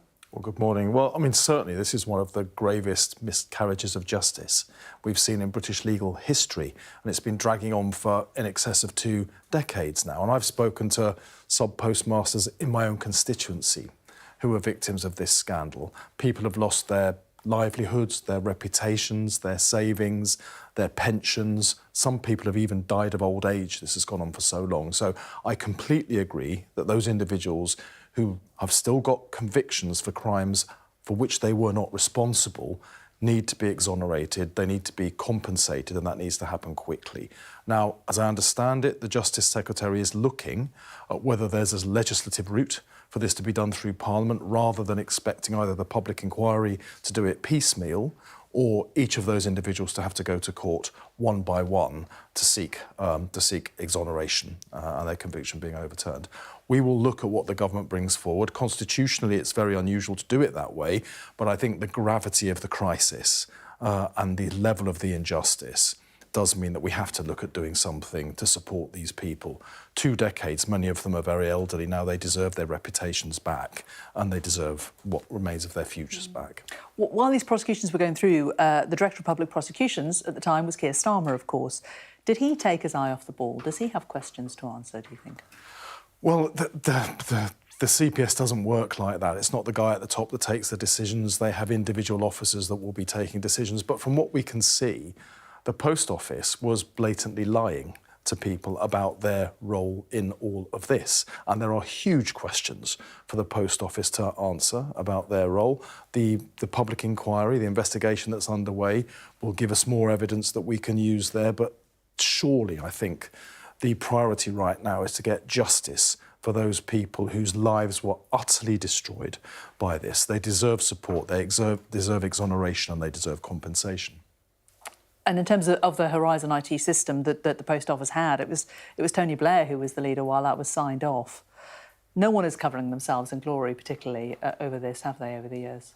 Well, I think there are lessons for everybody to learn from this. So, you know, as somebody who hopes to become a minister if Labour wins the next general election, but ministers currently, and certainly in the past as well, the job of a minister should always be to ask questions. It should be to listen to dissenting voices and give them due credence to inform decision-making. It should not be that ministers are simply the mouthpiece for their officials or organisations like the Post Office, who quite clearly were covering things up. You talked about the election. Keir Starmer told Sky yesterday that people want change, they must vote for Labour. What change do you think Labour represents?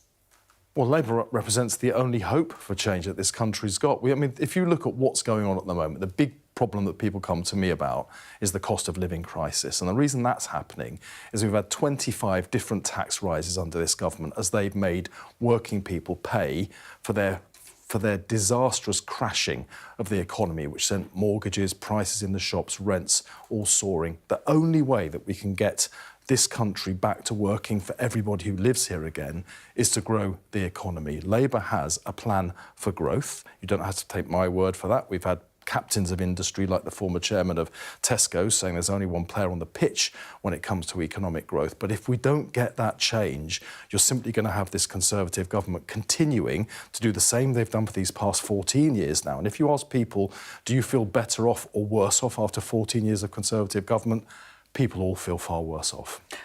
The UK, as you say, currently has the highest tax burden in more than 70 years, but also crumbling public services. You say you want to bring taxes down, but how is it possible to do that and also fix public services? What we don't want to do is be increasing the tax burden on working people in the way that we've seen this Conservative government do. So how would you increase the tax burden? There are a number of tax loopholes that Labour could close that would get us additional funding for some of those public services. I mean, one of the most egregious for me is the non-dom tax loophole. That's a system by which foreign billionaires who are living in this country get away with paying less tax than the guy that cuts my hair. That is simply unfair. By making those people pay their fair share of tax, you can raise £3 billion that would make a big impact on schools that are crying out for funding, on the National Health Service that is crying out for funding. That would help. But for the long term, we need to look at how we can grow the economy. And economic growth was 50% bigger on average every single year in the 13 years of Labour government that preceded these 13 years of Conservative government. Hasn't Rishi Sunak, though, started to turn things around? We've seen interest rates start to fall from some of the mortgage companies. Inflation has fallen, as he said it would. Are you not worried that, you know, if the election's not for another 8-9 months, things economically might be feeling a little bit sunnier for a lot of people? Well, if you look at what the government's doing right now, let's take tax, since that was something we were just discussing. The government is just playing cynical pre-election tricks. They're talking about a tax cut that comes into force this month. But what's really going on is we've had 25 different Tory tax hikes since they won the last general election in 2019. They're now proposing to give back just £2 out of every £10 extra they've taken off people. They're trying to pretend that that is some kind of benefit for people. Actually, people are far worse off. And the reason there's a cost of living crisis, the reason it's hitting people so hard, is this Conservative government crashed the economy and they decided to make working people pay the price. That is simply not fair. Steve Reed, Shadow Secretary of State for Environment, Food and Rural Affairs. Thank you. Thank you. Well, let's take a look at the papers this morning, and the Mail is leading with the Post Office scandal. It says pressure is growing on the government to compensate the thousands of sub-postmasters who were wrongly convicted as part of the Horizon IT scandal. Elsewhere, The Guardian claims a senior Conservative MP has warned his party faces obliteration at the next election. The Times warns that official government forecasts predict 2 million more people will be claiming disability benefits by the end of the decade. Meanwhile, The Telegraph says the Mayor of London, Sadiq Khan, has bowed to rail unions by offering a bumper pay offer to avoid a week of strikes on the London Underground. And the Daily Star has a weather warning for us, saying a 12-day chill and whiteouts are on the way from Scandinavia. Well, let's just mop up some of the political reaction with our political correspondent, Rob Powell, on the sofa here with me. Rob, the Justice Secretary looking into how the government can help victims, the sub-postmasters.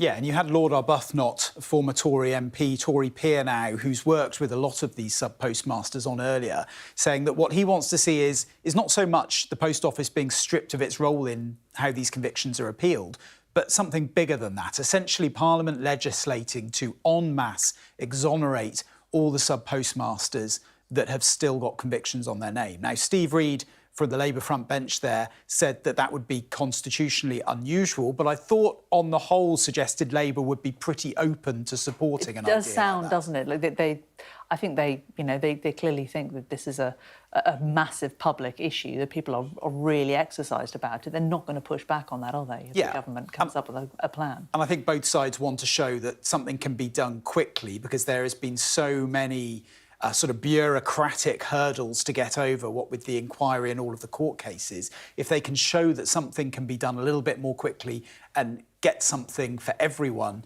in a shorter time frame, then I don't think anyone will necessarily stand in the way of that. Clearly, it's for government lawyers, the Justice Secretary and the Cabinet to hammer out practically how that would actually work.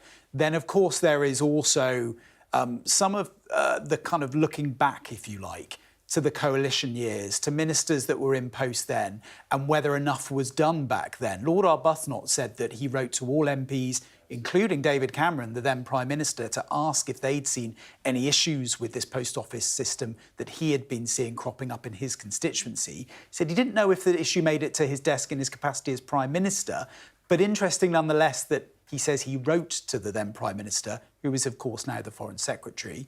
Sir Ed Davey as well, the Lib Dem leader, was from 2010 for a couple of years the minister with responsibility for the post office as well. So I think you can expect some MPs to try and turn the heat up on him today as well.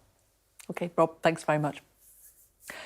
Now, Christopher Nolan's blockbuster biopic about the father of the atomic bomb took home the top gong at the Golden Globes overnight, and there were wins for the Oppenheimer director as well as his leading man, Cillian Murphy.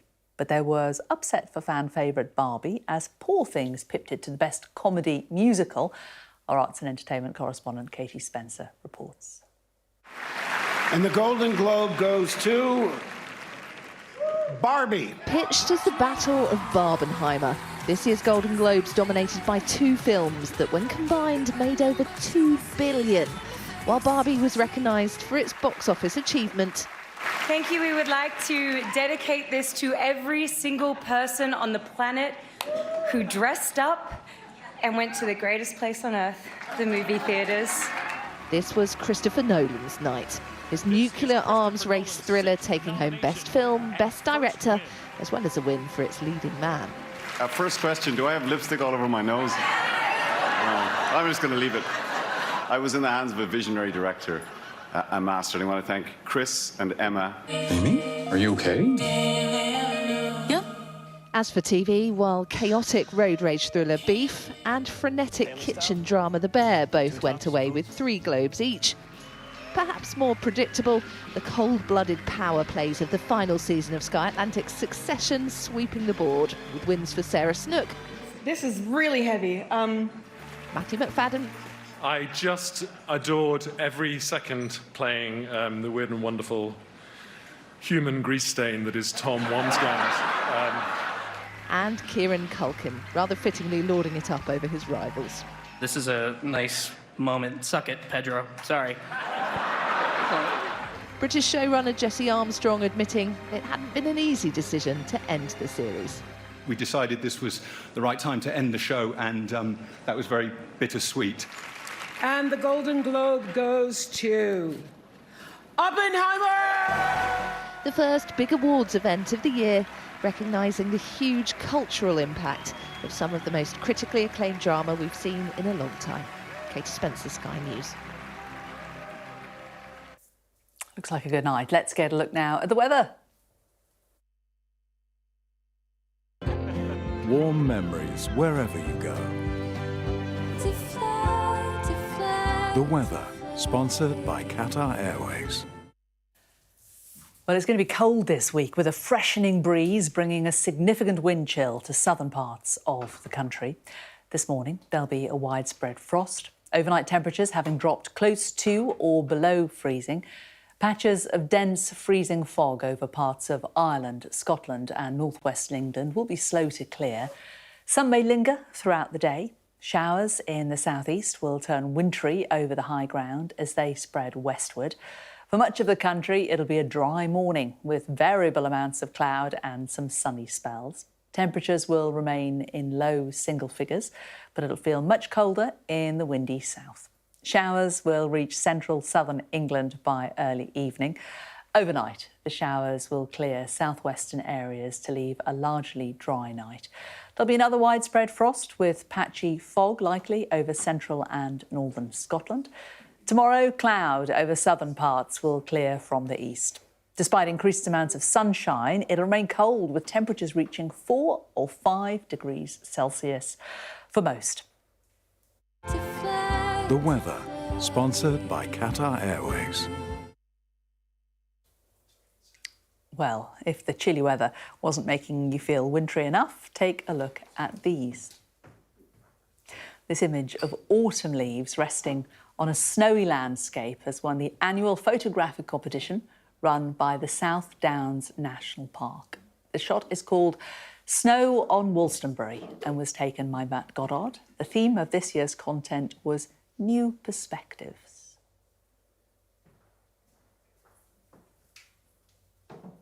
You're watching Sky News Breakfast, still to come. The new year signals the start of what could be the most important months in Rishi Sunak's political career. But what did Jack and Sam make of it? They're going to join us next to discuss what's on their podcast.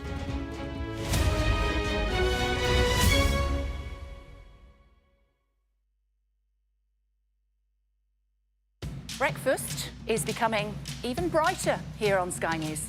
There's a new studio, a new start time of 6 a.m. and some new faces. OK, yes, we'll bring you all the top stories from around the globe. And here in Westminster as we count down to an election. Plus a look ahead to the stories that'll be making headlines on Sky News throughout the day. That's your New Look Breakfast Show, weekdays 6 to 10 a.m. here on Sky News.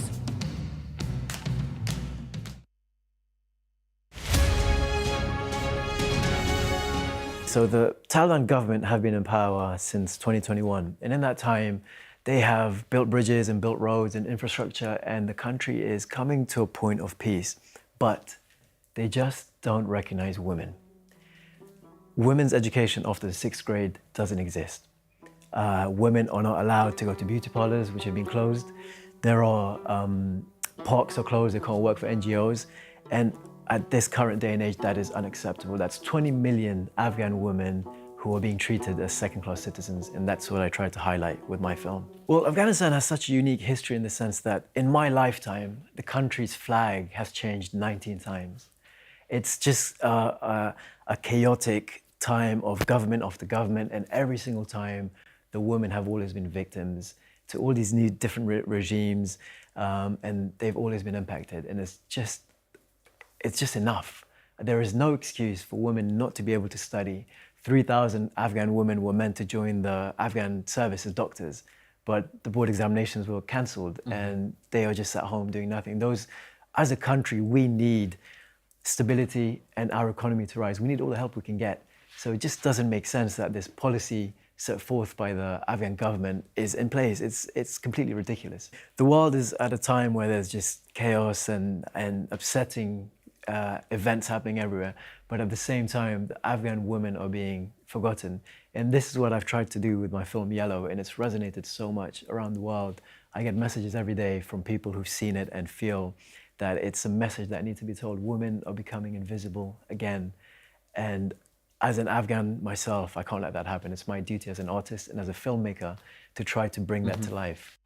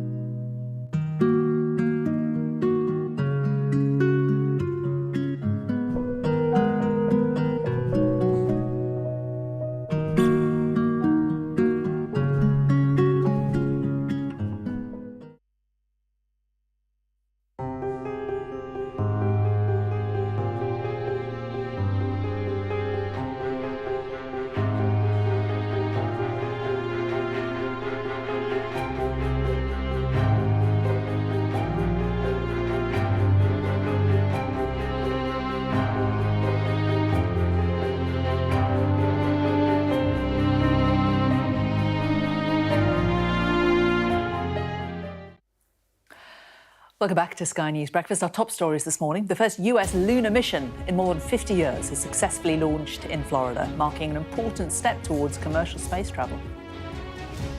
Hundreds of flood alerts are still in place across England, with yellow warnings for ice in the southeast and Northern Ireland. And ministers will meet this morning to consider how post office branch managers who were wrongly convicted of fraud can be cleared. Well, the first week back of term for MPs. It means there's another episode, of course, of politics at Jack and Sam's. What have the pair dug up in Westminster over the weekend? Nice to see you both. Thanks very much for coming in. So, Jack, to you first of all, we're gearing up for an election this year. What do you think the big themes are going to be? Well, this is the week that politics sort of returns properly. All the MPs come back to Parliament this afternoon. Rishi Sunak has his first big political event of the year this morning up in Lancashire. And as you say, this is when all the framing is going to be about the election. We don't know when it's coming yet. Could be in May. More likely going to be towards the end of the year, as Rishi Sunak has suggested. And the themes are going to be, well, it depends which party you talk to. The Tories want to talk about tax. They want to talk about cutting tax. And they say Labour will raise your taxes. Labour want to talk about the NHS and the parlous state of the health service. And we'll hear those messages from the two leaders today, and probably tomorrow, and probably on Wednesday, and probably for the very many weeks and months to come. But Sam, dominating the headlines today and dominating a lot of people's thoughts and conversations over the last few days has been what's happening with the Postmasters scandal. And finally, it seems to have taken an ITV drama series to get politicians to actually do something about this, which has been rumbling away in the background for years and years. Yeah, I sort of think that the Post Office scandal, and there's no doubt that it is an absolute scandal, has not only been bubbling along for years, but is an absolute testimony to sort of medium to long-term political failure, right? Here was a system that was wrong, the checks and balances didn't work, there were miscarriages of justice, there were suicides, and only many, many years later, as a result of the media, has it really come back? And, you know, I think there's a question about, is there enough urgency inside government about doing this? We understand there will be no announcements today about what's going to happen. We sort of know what the government are considering. They're considering maybe passing a law to which would simply exonerate those that were wrongly convicted. They're looking at taking away the powers of the Post Office to launch prosecutions. But I think there's a bigger point, Jane, which is, you know, this kind of thing happens when your political system isn't working very well. And I think it's hard to argue that over the last few years, the British political system has been working particularly well. This is the first probably normal-ish general election campaign we'll have had since 2015. Post the Brexit referendum, Britain has tumbled through all sorts of big moments and episodes of chaos. And that means that Downing Street's cabinet ministers have not been focused on things that they should have been. Does 2024 mark a sort of return to normality as far as we can manage? That's one of the big questions of the year. And Jack, in terms of Rishi Sunak, of course, he announced his 5 priorities in January last year. How would you say he's done on those as we start a new year and move on to an election year? Yeah, it's almost exactly a year ago today that he made his first big speech of 2023, and he set out very clearly, these are the 5 things I want to focus on. The only one he put a time limit on was cutting inflation, and that is the thing that he would say has gone best. In fact, it definitely is the thing that's gone best. Inflation is now coming down even quicker, even than Downing Street had hoped it would. But I'm afraid on all of the other priorities that he set out, things are not going nearly so well. You know, cutting NHS waiting lists, that just hasn't happened. Sparking growth in the UK economy, that just hasn't happened. We're going to see GDP stats coming on Friday, which are going to show, at best, the UK economy is flat as a pancake. Immigration, he promised to stop the boats. He has reduced the number of boats coming across the channel, but he's far from stopped them. And in terms of getting debt falling, that feels like some way off as well. So, you know, he made big, bold promises. He said he would be judged on them. A year on, it's kind of 1 out of 5 so far. And Sam, is tax going to be the primary battleground, do you think, during the election? We spoke to Labour about it a little earlier. Well, as Jack was saying earlier, it will be if the Tories get their way, if they can convince people of their narrative, of their claims. Yes, on Saturday there was a 2p cut to people's national insurance, but as Labour point out, there has been a very big increase in people's personal taxes, the equivalent of 10p. So really, you're sort of net 8p down overall, they would argue. But there's also just a general question about whether tax is the biggest thing that people notice in their monthly finances, given that despite mortgage renewal rates coming down, that's still much more expensive. Energy costs still high. Inflation has come down, but we had a year of 8, 9, 10% inflation last year, and it's still going up. So can you sort of crunch that through? It strikes me there are always going to be three things in this election, of which tax and the economy is one. Another big one will be migration, and that's still a fight that particularly the Tory party need to have with itself, but Labour need to spell out more about what they would do. But also the NHS. And you've got... I think if you talk to Downing Street, they would concede that of the issues in their 5 priorities, the NHS is probably the trickiest with those waiting lists to deal with. But there's one solution I think they're not really looking at the moment. Let's hear about that. I've been talking to people in Downing Street, people next door in the Treasury, to other figures, and there's nobody, almost nobody in government, who thinks that the answer is a big further injection of cash into the NHS. Now, it had been a theory of Conservative politics that you need to neutralise the issue of the NHS by using the last few months up to an election, put a big dollop of cash in order to sort of neuter the Labour attack on the NHS. But that hasn't happened. Actually, Labour's commitments on the NHS and funding are much, much more measured this time compared to, say, what Jeremy Corbyn offered in 2019. And so there feels like this will be the first election in first election possibly in my lifetime, where there isn't a bit of cash arms race about the NHS. Enormously enjoying the chinos there, by the way. Thank you very much indeed. You have to look stylish in Jack's house. It's a little bit more free flow in my house.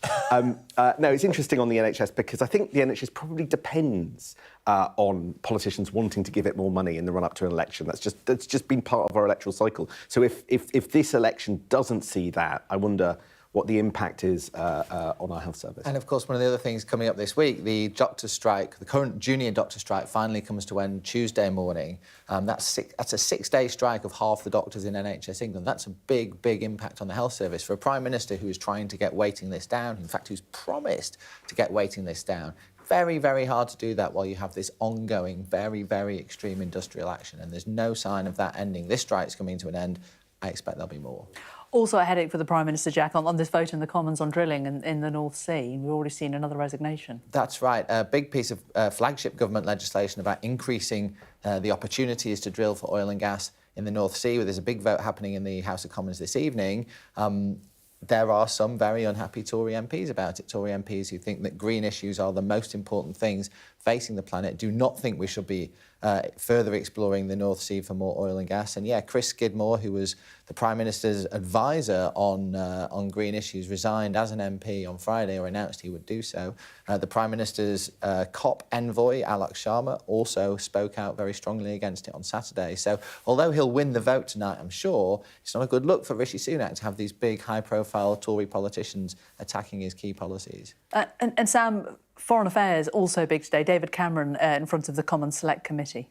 That's right. And I know it's a long way away. I know it's kind of doesn't always feel relevant, but there's a huge decision for Britain about what happens in the Red Sea, because all our trade depends on these key shipping routes, some of which go up through the Red Sea next to Yemen, where these Houthi rebels are launching attacks on container ships. Now, they say they're doing it because they want to stop ships reaching Israel. This is about what's going on in the Middle East, in Israel with Hamas and in Gaza.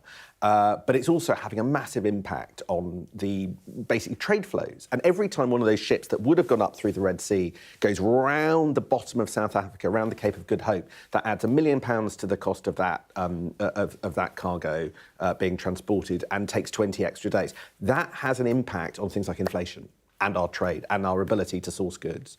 And I think that the government is worried. The big decision is whether or not to follow America and start launching missiles. We've got ships in the region. We could, Downing Street have now got to decide whether we will. So potentially a massive escalation is on the horizon. Finally, before we let you go, Jack, the Prime Minister said last week that he was looking towards the end of the year for an election. I mean, in your head, have you ruled out April, May?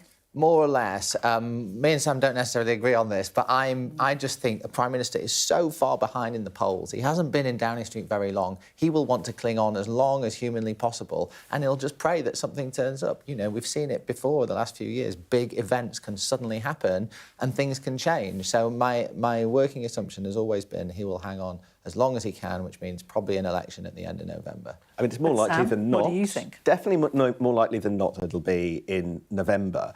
But that does presuppose that Rishi Sunak keeps control of when you call an election. As we saw from 2023, there are just so many imponderables, not least with the Conservative Party. I think signs that rebellion on the Rwanda bill is decreasing, but you've never been able to say that it's a happy party after the events of the last 3-4 years. So his timing probably relies on waiting a bit longer, hoping the economy improves, and seeing if something bluntly just comes along to improve his fortunes. But who can say that the Conservative Party will let him do that? OK. Jack Blanchard, Sam Coates, thank you both very much. And if you want to listen to Jack and Sam's podcast, you can scan the QR code on your screen right now. There they are in their fetching off-air podcast clothes also. Still to come on Sky News Breakfast. And liftoff of the first United Launch Alliance Vulcan rocket, launching a new era. The Peregrine Mission 1 blasts into space. Its destination, the surface of the moon. We'll have more on the successful lunar launch next.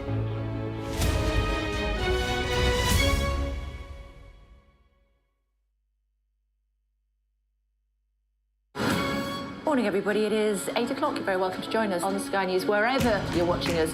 Chancellor will be joining us in just a few moments' time.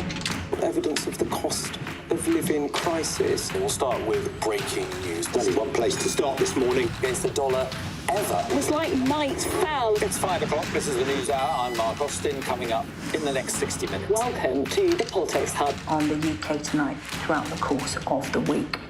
Still to come.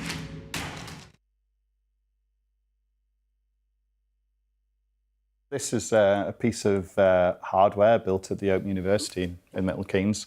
It's called a mass spectrometer, but what that is a device that will land on the surface of the moon on this mission, and it will measure the composition of the lunar atmosphere, very, very thin lunar atmosphere, less than a millionth of the thickness of the atmosphere on Earth.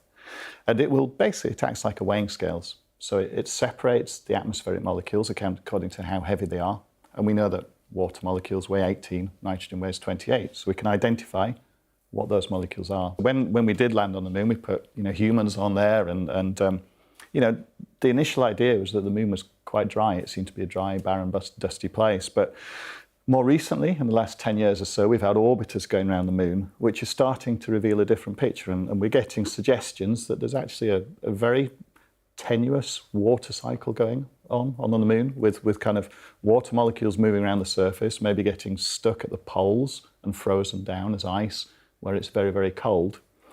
And also techniques have improved. So the last time an instrument like this went to the moon was 50 years ago. Technology moves on. So, this mission is the first time to go and do this kind of science again after 50 years. I mean, the moon is it's getting to be a busy place with missions. As you've probably seen on your coverage. What's different about this mission is that it's commercially led.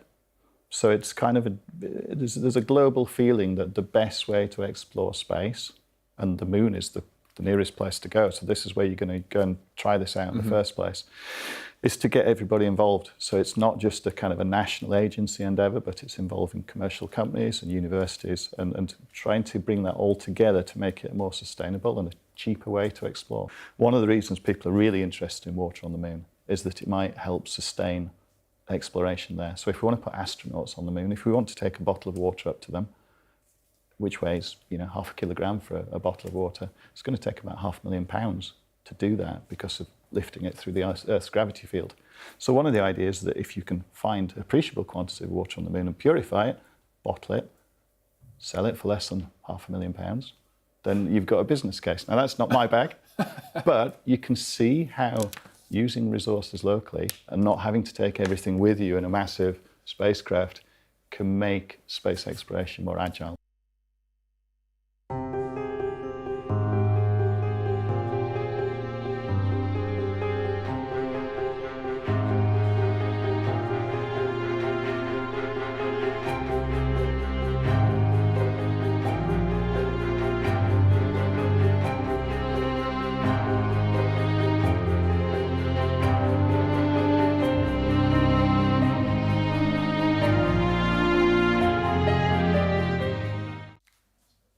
Now, the missing door that blew off an Alaskan Airlines flight in midair has been found by a schoolteacher in his garden. Let's talk to Sabah Chowdhury, who's got more on this. Sabah, I'm smiling, but, you know, this is a really serious story for those on this plane, an absolutely terrifying experience, but they have at least found the door. Yeah, so the incident took place on Friday last week, just minutes after the aircraft left Portland International Airport. So the pilots on board were forced to perform an emergency landing. It was the Boeing 737 plane and an Alaska Airlines flight. And like I say, they were forced to perform an emergency landing on that plane after a massive hole tore through the side of that aircraft. Absolutely terrifying, I'm sure, a terrifying ordeal for passengers. But luckily, no one was seriously hurt, and also the pilots were able to skillfully land the plane in a safe and secure way. Now, this was a lucky escape, really, for the 171 passengers on board that plane and also the 6 members of the cabin crew. But it really could have been so much worse, not just for them, but also the people on the ground because of inevitable debris that would have fallen from that plane. And it just so happens that one piece of debris, so a door plug from the missing door, was found in the garden of an American teacher in Portland, a man called Bob, in his garden of all places. Now, without a doubt, this piece of debris will be used in the ongoing investigation to determine what exactly happened on the Boeing 737 MAX 9 plane last week, because at the moment, the cause is still unknown.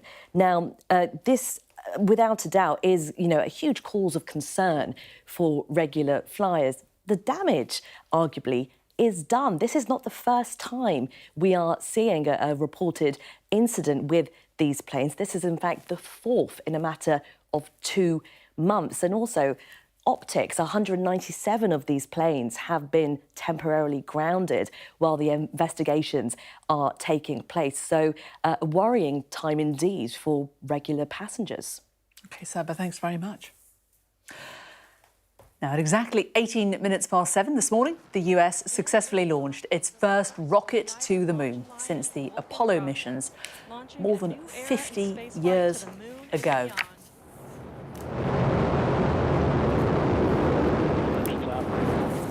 Two good SRBs, hitting peak pressure on the SRBs. Well, joining me is space journalist Kate Arkless-Gray. Kate, lovely to see you. So why is this mission exciting? There are so many reasons that this is an exciting mission. Firstly, it was the first time this particular rocket had ever launched, and it went off very smoothly. There'll be a lot of very relieved people at the United Launch Alliance who are potentially going to go out of business if this had failed. It's also potentially the first commercial lunar landing that's being taken to the moon. It's Astrobotic, is an American company from Pittsburgh, which is not the usual place that you would imagine for a space company. Usually you'd think Houston or Florida for a space company. But as you were saying, it will be the first time that America has soft landed on the moon since 1972, which is when the Apollo 17 landing happened. So it's a very exciting time for them. I mean, has it got over the tricky bit? It's launched successfully, but there are other tricky bits to come, aren't there, before it successfully lands? Absolutely. Landing on the moon is not easy in any way. In fact, in just the last, since 2019, there have been 4 failed lunar missions. A couple of those did start out, much like Astrobotic, as competitors in the Google Lunar X Prize, which offered a big prize pool, about $30 million, to try and land a commercial mission on the moon. Nobody won that prize. A few of the teams did try still to get their missions out there, but the Japanese and the Israeli mission both failed by, they crashed into the moon. And just last year, a few days before India successfully landed on the moon, the Russian lunar mission, as they said in their press release, ceased to exist after a collision with the lunar surface. So in terms of what it's carrying on board, tell us a little bit about the kind of stuff that's on there. So this mission has got a real wide range of things on it. For NASA, the important thing is they've got 5 payloads that are under the Commercial Lunar Delivery Services program. And they're doing things, they've got scientific experiments to check out radiation, to analyse the lunar soil, see how hydrated that is. They'll also be looking at the exosphere of the moon and trying to find out how much water there might be on the moon. But there are also these commercial payloads. So they've got 16 customers from 7 different countries, and it's anything from archives and artworks and humanities projects through to some human remains. There's an actual Bitcoin, a physical Bitcoin is being sent up there by the Seychelles. I'm not sure why they decided that would be their first thing to land. The point of Bitcoins was that they weren't physical. Yeah. Well, indeed, but they have produced a unique physical coin onto which is loaded a real Bitcoin. Why send DNA up there? Why send human remains up there? Well, that's it's an interesting one. For one side of it, you've got sending DNA is part of a kind of archive of human, what humans are, and much like the Voyager gold disc had information about humanity. But on the other side, on the commercial side, there are 2 companies offering services for space memorials, where they'll send like a proportion of your remains or DNA or messages up and into space. Actually, the Navajo Nation in the US have been a little bit upset about the idea of putting human remains on the moon, because they don't feel that that's respectful of the moon. And in terms of the possibility of people going to the moon, I suppose that's what a lot of people would be really interested in, and the idea that, we could see man or woman walking on the moon again quite soon. Does this mission bring us closer to that becoming a reality? Yes, absolutely. There are some radiation detectors on this mission, and that's all there to help us work out what sort of radiation that astronauts would be subject to on the journey to and on the surface of the moon. And we're hoping that later this year we'll see the Artemis 2 mission, which will send humans around the moon. They won't land on it, not yet, but it will be the first time that a woman will have gone around the moon. Fantastic stuff. Well, we'll keep an eye on it and all of the next stages. Is the 23rd of February it's going to land? Is that the date? That's what we're hoping for. There are also, to watch out for, in January, there's a Japanese mission that might be landing on the moon, and there should be a second American mission, if it launches in mid-February, that should be landing around the same time as Astrobotic. OK, we shall wait and see which one gets there first. Kate Douglas-Gray, space journalist, good to talk to you. Thanks very much. Well, let's take a look at the morning's sports news now. And Liverpool are through to the 4th round of the FA Cup. They beat Arsenal 2-0 yesterday. After dominating the first half, Arsenal fell behind late in the second half. Trent Alexander-Arnold's free kick headed into his own goal by Arsenal defender Jakub Kiwior. And then deep into stoppage time, Liverpool broke away to make it 2-0. Luis Diaz scoring to seal the win. The result means it's now 3 consecutive defeats for Mikel Arteta's side, and they're without a win in 4. FA Cup holders Manchester City booked their place in the 4th round in emphatic style. Pep Guardiola's side thrashed Huddersfield 5-0, with 2 goals coming from England midfielder Phil Foden. And Chelsea striker Sam Kerr is set to miss the rest of the season after picking up a serious knee injury in training.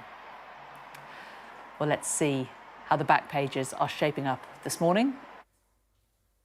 Wham bam, says The Sun, after Patrick Bamford's stunner during Leeds' 3-0 FA Cup victory over Peterborough.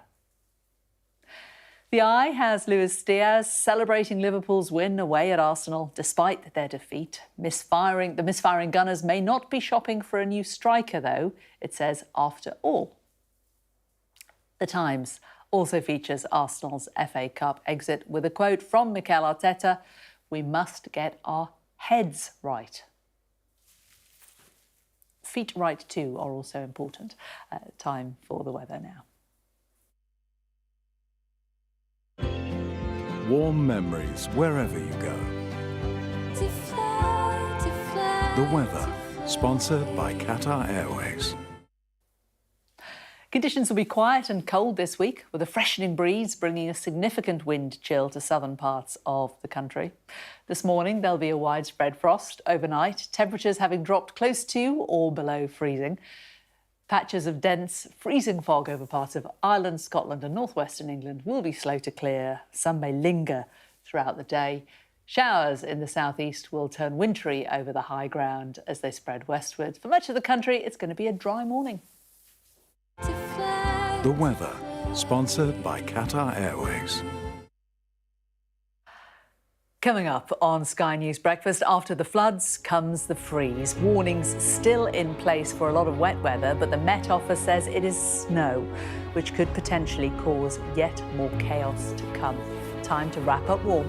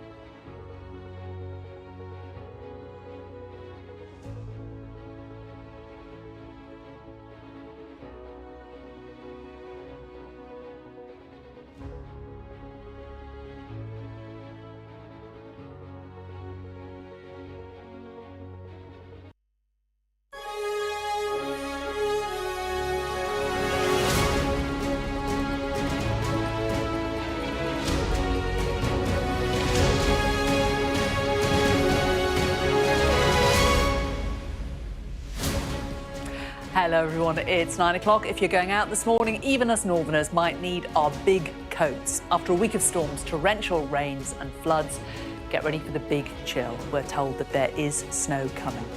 But the weather was good in Florida, good enough in fact, to launch a rocket to the moon. It's Monday, the 8th of January. And liftoff of the first United Launch Alliance Vulcan rocket, launching a new era in spaceflight to the moon and beyond. The first US lunar mission in more than 50 years lifts off from Cape Canaveral. Hundreds of flood warnings are still in place, and the Met Office says that snow could cause rush hour chaos across the southeast. An amber warning for cold weather, a yellow warning for ice, and all this comes just days after flooded communities. Also ahead, ministers meet this morning to consider how Post Office branch officers who were the victims of a miscarriage of justice can be cleared. The door that blew off an Alaska Airlines jet in mid-air is found by a school teacher. And the Golden Globe goes to Oppenheimer! Christopher Nolan's blockbuster about the father of the atomic bomb wins big at the Golden Globes.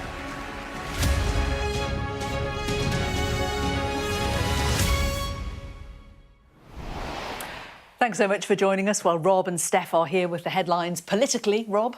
Yeah, morning, Jane. I think the Post Office story is probably going to dominate the first day back at term for MPs today. We'll have a meeting involving the Justice Secretary, calls for there to be legislation passed to basically set aside en masse these wrongful convictions that many sub-postmasters were subject to. Awkward questions potentially as well for those who were ministers back in the coalition years, including one Ed Davey, the current leader of the Lib Dems.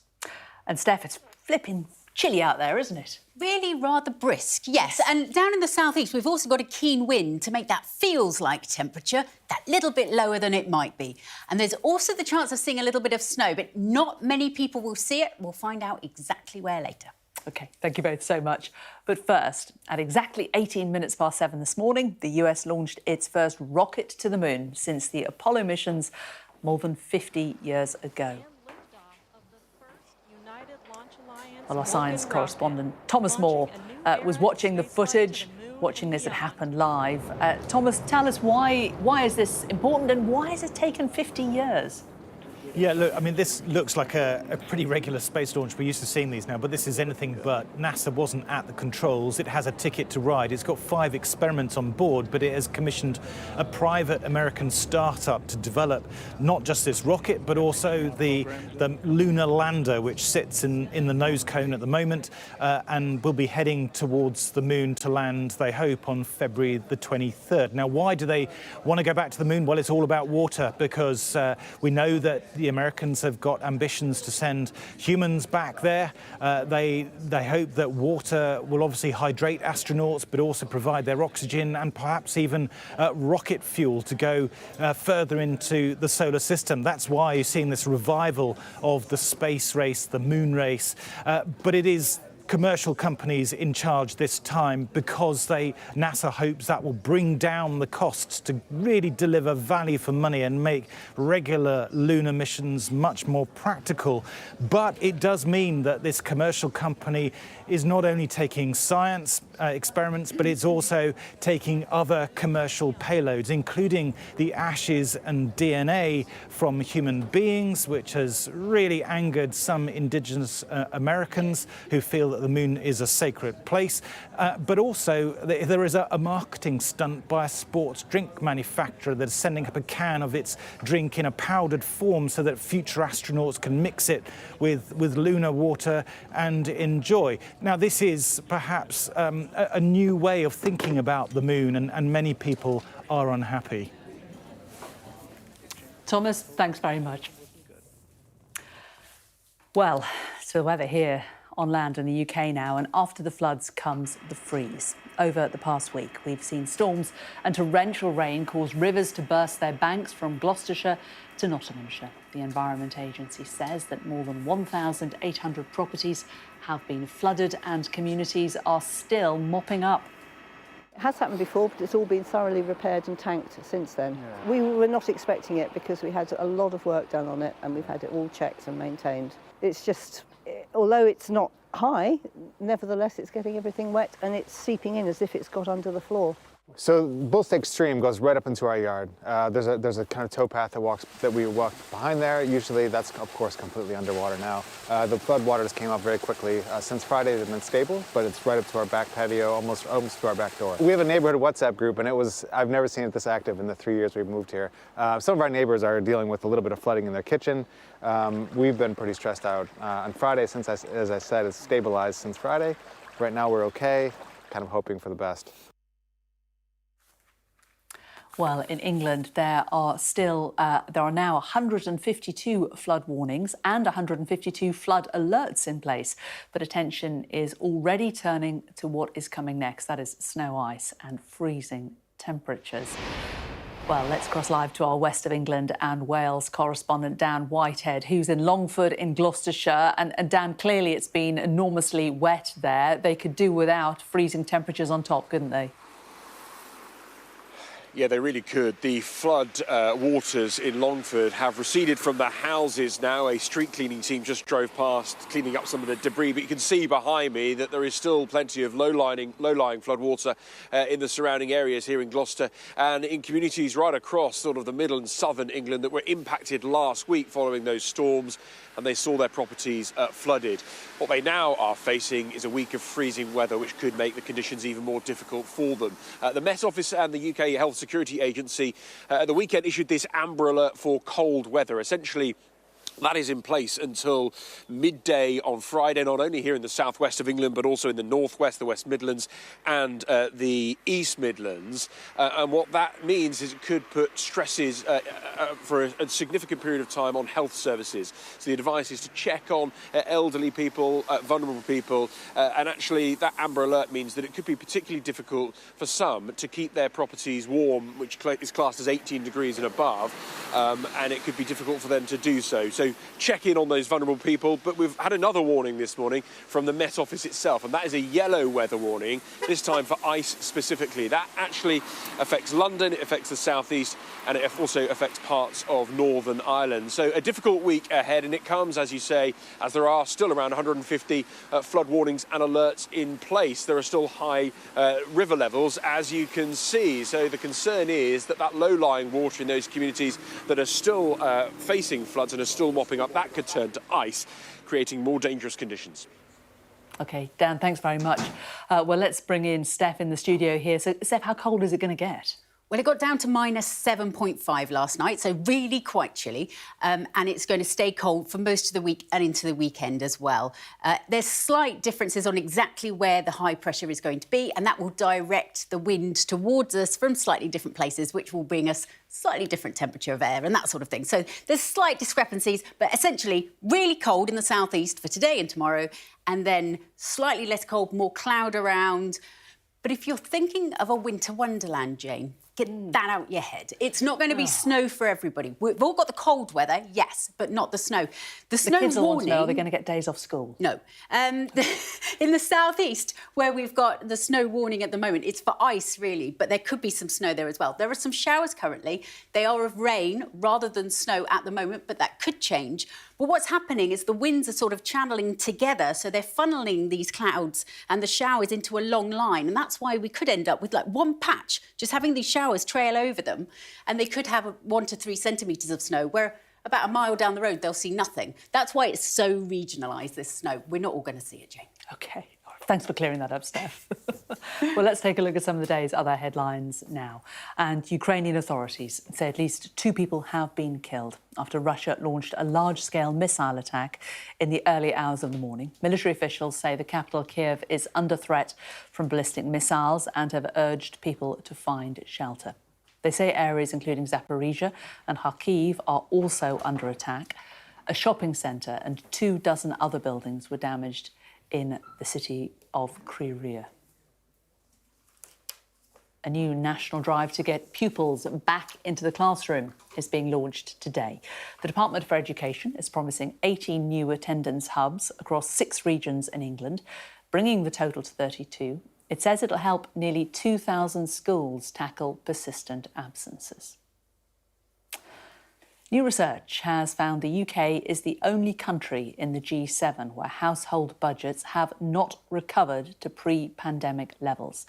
The TUC claim families would be £750 a year better off if incomes had grown in line with other leading economies.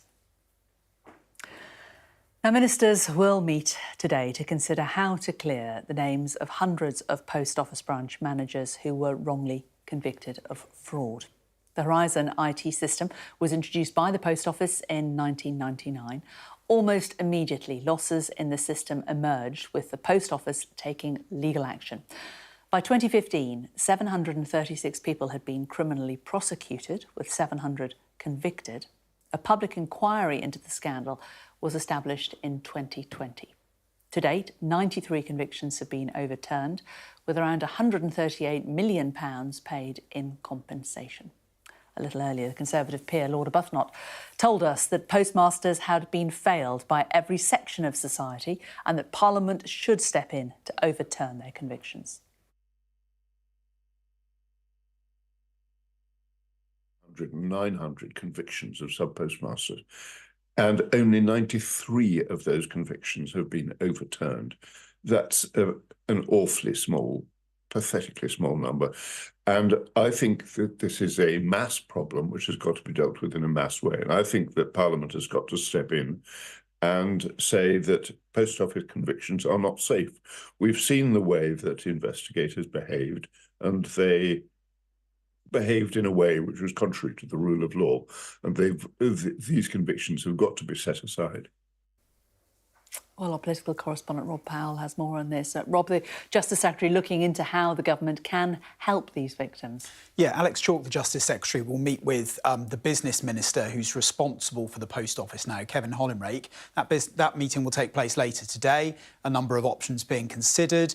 One of them, how to strip the Post Office out of the process by which people that were wrongfully convicted can appeal those convictions. I think it's clear, though, listening to people like Lord Arbuthnot, who was heavily involved in this campaign when he was an MP in Hampshire many years ago, that actually there is a desire among some, and certainly among campaigners, for a kind of more widespread solution, possibly even legislation passed by Parliament that would set aside all of these wrongful convictions en masse, so all of the individuals don't have to go through this legal process individually and take the time to do that, something that could be done in a much more widespread fashion. Now, you had Labour frontbencher Steve Reid on a little bit earlier, and he, I thought, gave the impression that Labour wouldn't necessarily stand in the way of that. Have a listen to what he said. I completely agree that those individuals who have still got convictions for crimes for which they were not responsible need to be exonerated. As I understand it, the Justice Secretary is looking at whether there's a legislative route for this to be done through Parliament, rather than expecting either the public inquiry to do it piecemeal or each of those individuals to have to go to court one by one to seek exoneration and their conviction being overturned. We will look at what the government brings forward. Constitutionally, it's very unusual to do it that way, but I think the gravity of the crisis and the level of the injustice does mean that we have to look at doing something to support these people. Things taking place today in government. I don't think we necessarily should expect any formal announcement on what the government plans to do today. There may be an attempt by backbenchers, though, to bring a minister to the Commons to answer questions on this. I think a lot of concern that's been raised since that drama was aired last week. Maybe also focus on how ministers acted when some of these concerns were initially raised during the Cameron-led coalition years. Sir Ed Davey, now the Lib Dem leader, was a business minister back then. A lot of focus has been put on how his communications with one of the lead campaigners from the sub-postmaster group. And a lot of people pointing out that Sir Ed Davey is someone who is rather fond of calling for other people to resign and be held to account for indiscretions and failings. And I think for that reason, they will probably want to subject him to a little bit of heat today as well. OK, Rob, thanks a lot. Now, Al Jazeera has accused Israel of deliberately targeting journalists after 2 of its staff were killed in an airstrike near Rafah in southern Gaza. Well, our Middle East correspondent Alistair Bunkle is in Jerusalem. Alistair, tell us about what happened and what kind of reaction there's been from Israel. Well, this airstrike happened on a car that was very deep into the south of the Gaza Strip. Al Jazeera said that the 3 men were working for the network, but the IDF, when asked about it last night, said that at least one of them was using an aerial object, we think a drone, and that it was posing a threat to Israeli forces, and so they fired on the vehicle, killing 2 journalists inside, including one of the sons of Wael al-Dadu, who is the bureau chief for Al Jazeera in Gaza. Now, he's already lost his wife, 2 of his other children, and 1 of his grandchildren in a previous airstrike, so he's paid a very heavy toll during this conflict. He's become something of the face of the news in the Arab world, because of course it is only Palestinian journalists who can operate in Gaza at the moment freely. We as international journalists cannot get in, so we rely on our Palestinian colleagues in the Gaza Strip to provide us with imagery and interviews from there, and they do so under great risk, as was demonstrated yesterday when these 2 journalists were killed. Al Jazeera have very strongly condemned the killing, but they are at odds with the IDF, who claim that it was because there was some sort of threat posed to Israeli forces. But there are reports that these journalists could have been using drones in order just to film the scene rather than trying to attack any Israeli soldiers. But now at least 79 journalists have been killed in Gaza since the war began just over 3 months ago. Alistair, thanks very much. The missing doll that blew off an Alaskan Airlines flight in mid-air has been found by a schoolteacher in his garden. Well, Saba Chowdhury has more on this. Saba, just remind us what happened here. It was a terrifying incident for passengers.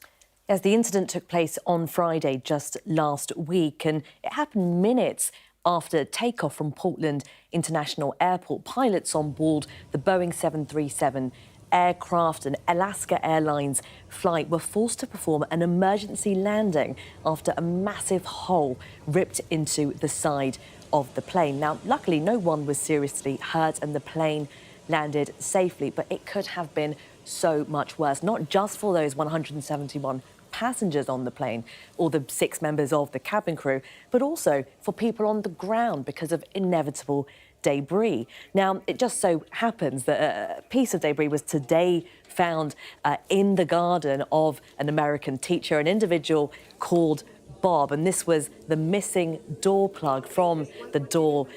Just we can see the gap in the picture there. Now, we can determine that this piece of debris will be used in the ongoing investigations to determine what exactly happened on the Boeing 737 aircraft, because at this moment in time, it's not known. The cause of the incident is not yet known, and it's going to cause a lot of concern for regular passengers. About 197 of these planes currently have been suspended. They're on the ground. They're not going anywhere. And also, this isn't the first time that we're seeing an incident of this nature with the Boeing 737. This is, in fact, the 4th time in a matter of just 2 months that there has been a reported issue. So this most recent incident will likely add to the anxiety amongst those regular passengers.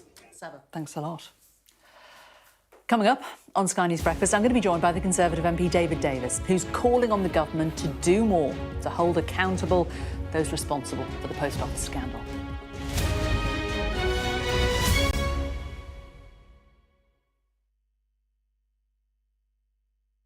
Breakfast is becoming even brighter here on Sky News. There's a new studio, a new start time of 6 a.m. and some new faces. OK, yes, we'll bring you all the top stories from around the globe. And here in Westminster as we count down to an election. Plus a look ahead to the stories that'll be making headlines on Sky News throughout the day. That's your New Look breakfast show, weekdays 6 to 10 a.m. here on Sky News.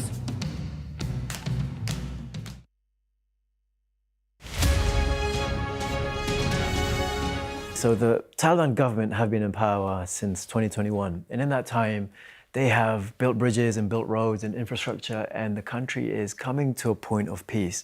But they just don't recognize women. women's education after the 6th grade doesn't exist. Women are not allowed to go to beauty parlors, which have been closed. There are parks are closed, they can't work for NGOs. And at this current day and age, that is unacceptable. That's 20 million Afghan women who are being treated as second-class citizens, and that's what I tried to highlight with my film. Well, Afghanistan has such a unique history in the sense that in my lifetime, the country's flag has changed 19 times. It's just a chaotic time of government after government, and every single time, the women have always been victims to all these new different regimes, and they've always been impacted, and it's just enough. There is no excuse for women not to be able to study. 3,000 Afghan women were meant to join the Afghan service as doctors, but the board examinations were cancelled and they are just at home doing nothing. As a country, we need stability and our economy to rise. We need all the help we can get. So it just doesn't make sense that this policy set forth by the Afghan government is in place. It's completely ridiculous. The world is at a time where there's just chaos and upsetting events happening everywhere, but at the same time, the Afghan women are being forgotten. And this is what I've tried to do with my film Yellow, and it's resonated so much around the world. I get messages every day from people who've seen it and feel that it's a message that needs to be told. Women are becoming invisible again. And as an Afghan myself, I can't let that happen. It's my duty as an artist and as a filmmaker to try to bring that to life.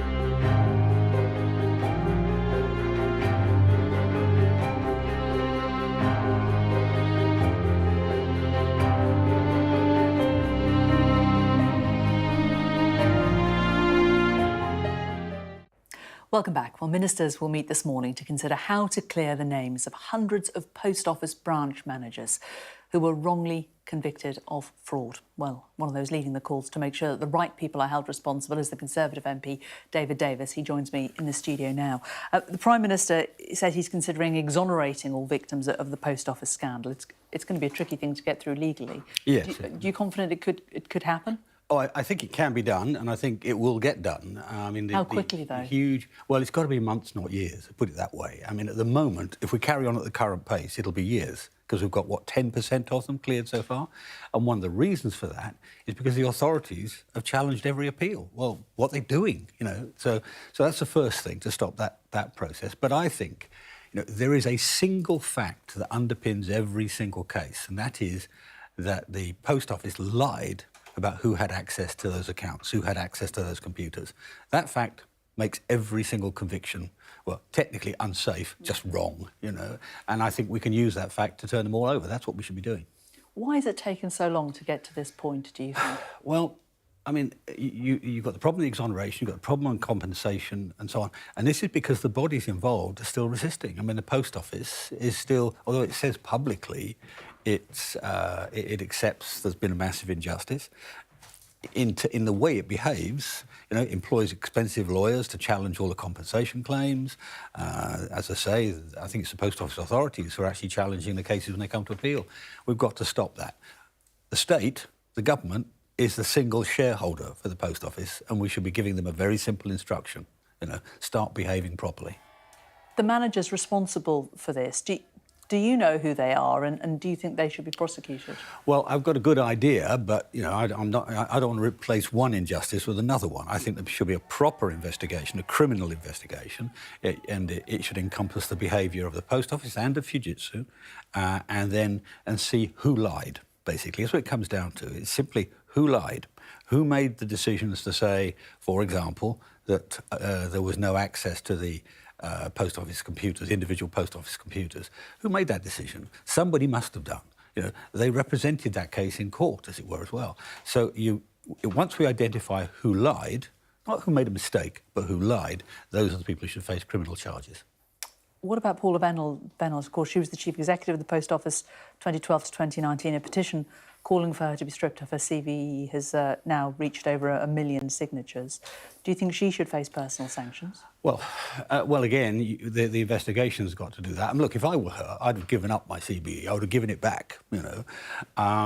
But if that's going to happen, it's got to be a proper process. As I say, don't replace one injustice with another one. I think the odds are she'll lose it. The forfeiture committee will no doubt look at it at some point. There's a special committee to look at these things, and they know what to look at. You know, whether or not she misrepresented, whether or not she allowed miscarriages to go on. You know, so that will happen, I'm pretty sure, but it's got to be done properly. What changes would you like to see at the Post Office generally? Well, for a start, we should take away from them the right to police themselves.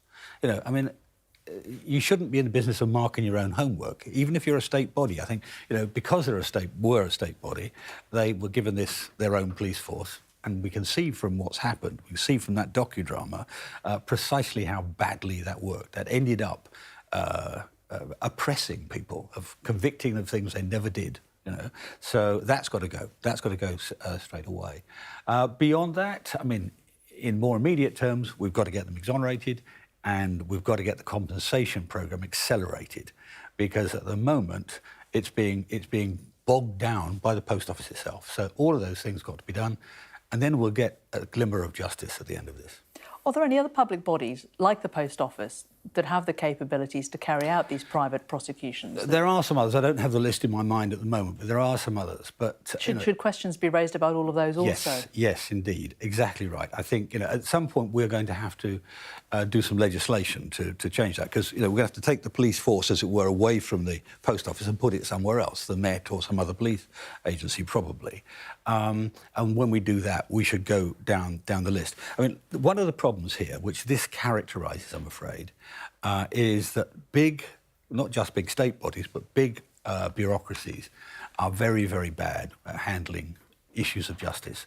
We saw it as well with the tainted blood scandal, how long that took to get resolved. We've seen it with things like the Chinook crash, where the RAF fought off for 10 years, attempts to exonerate the pilots. This is a generic problem, and we've got to find a better way of dealing with it. David Davis, Conservative MP. Good to talk to you. Thank you very much. Pleasure. Right, let's get a look at the weather now. Warm memories wherever you go.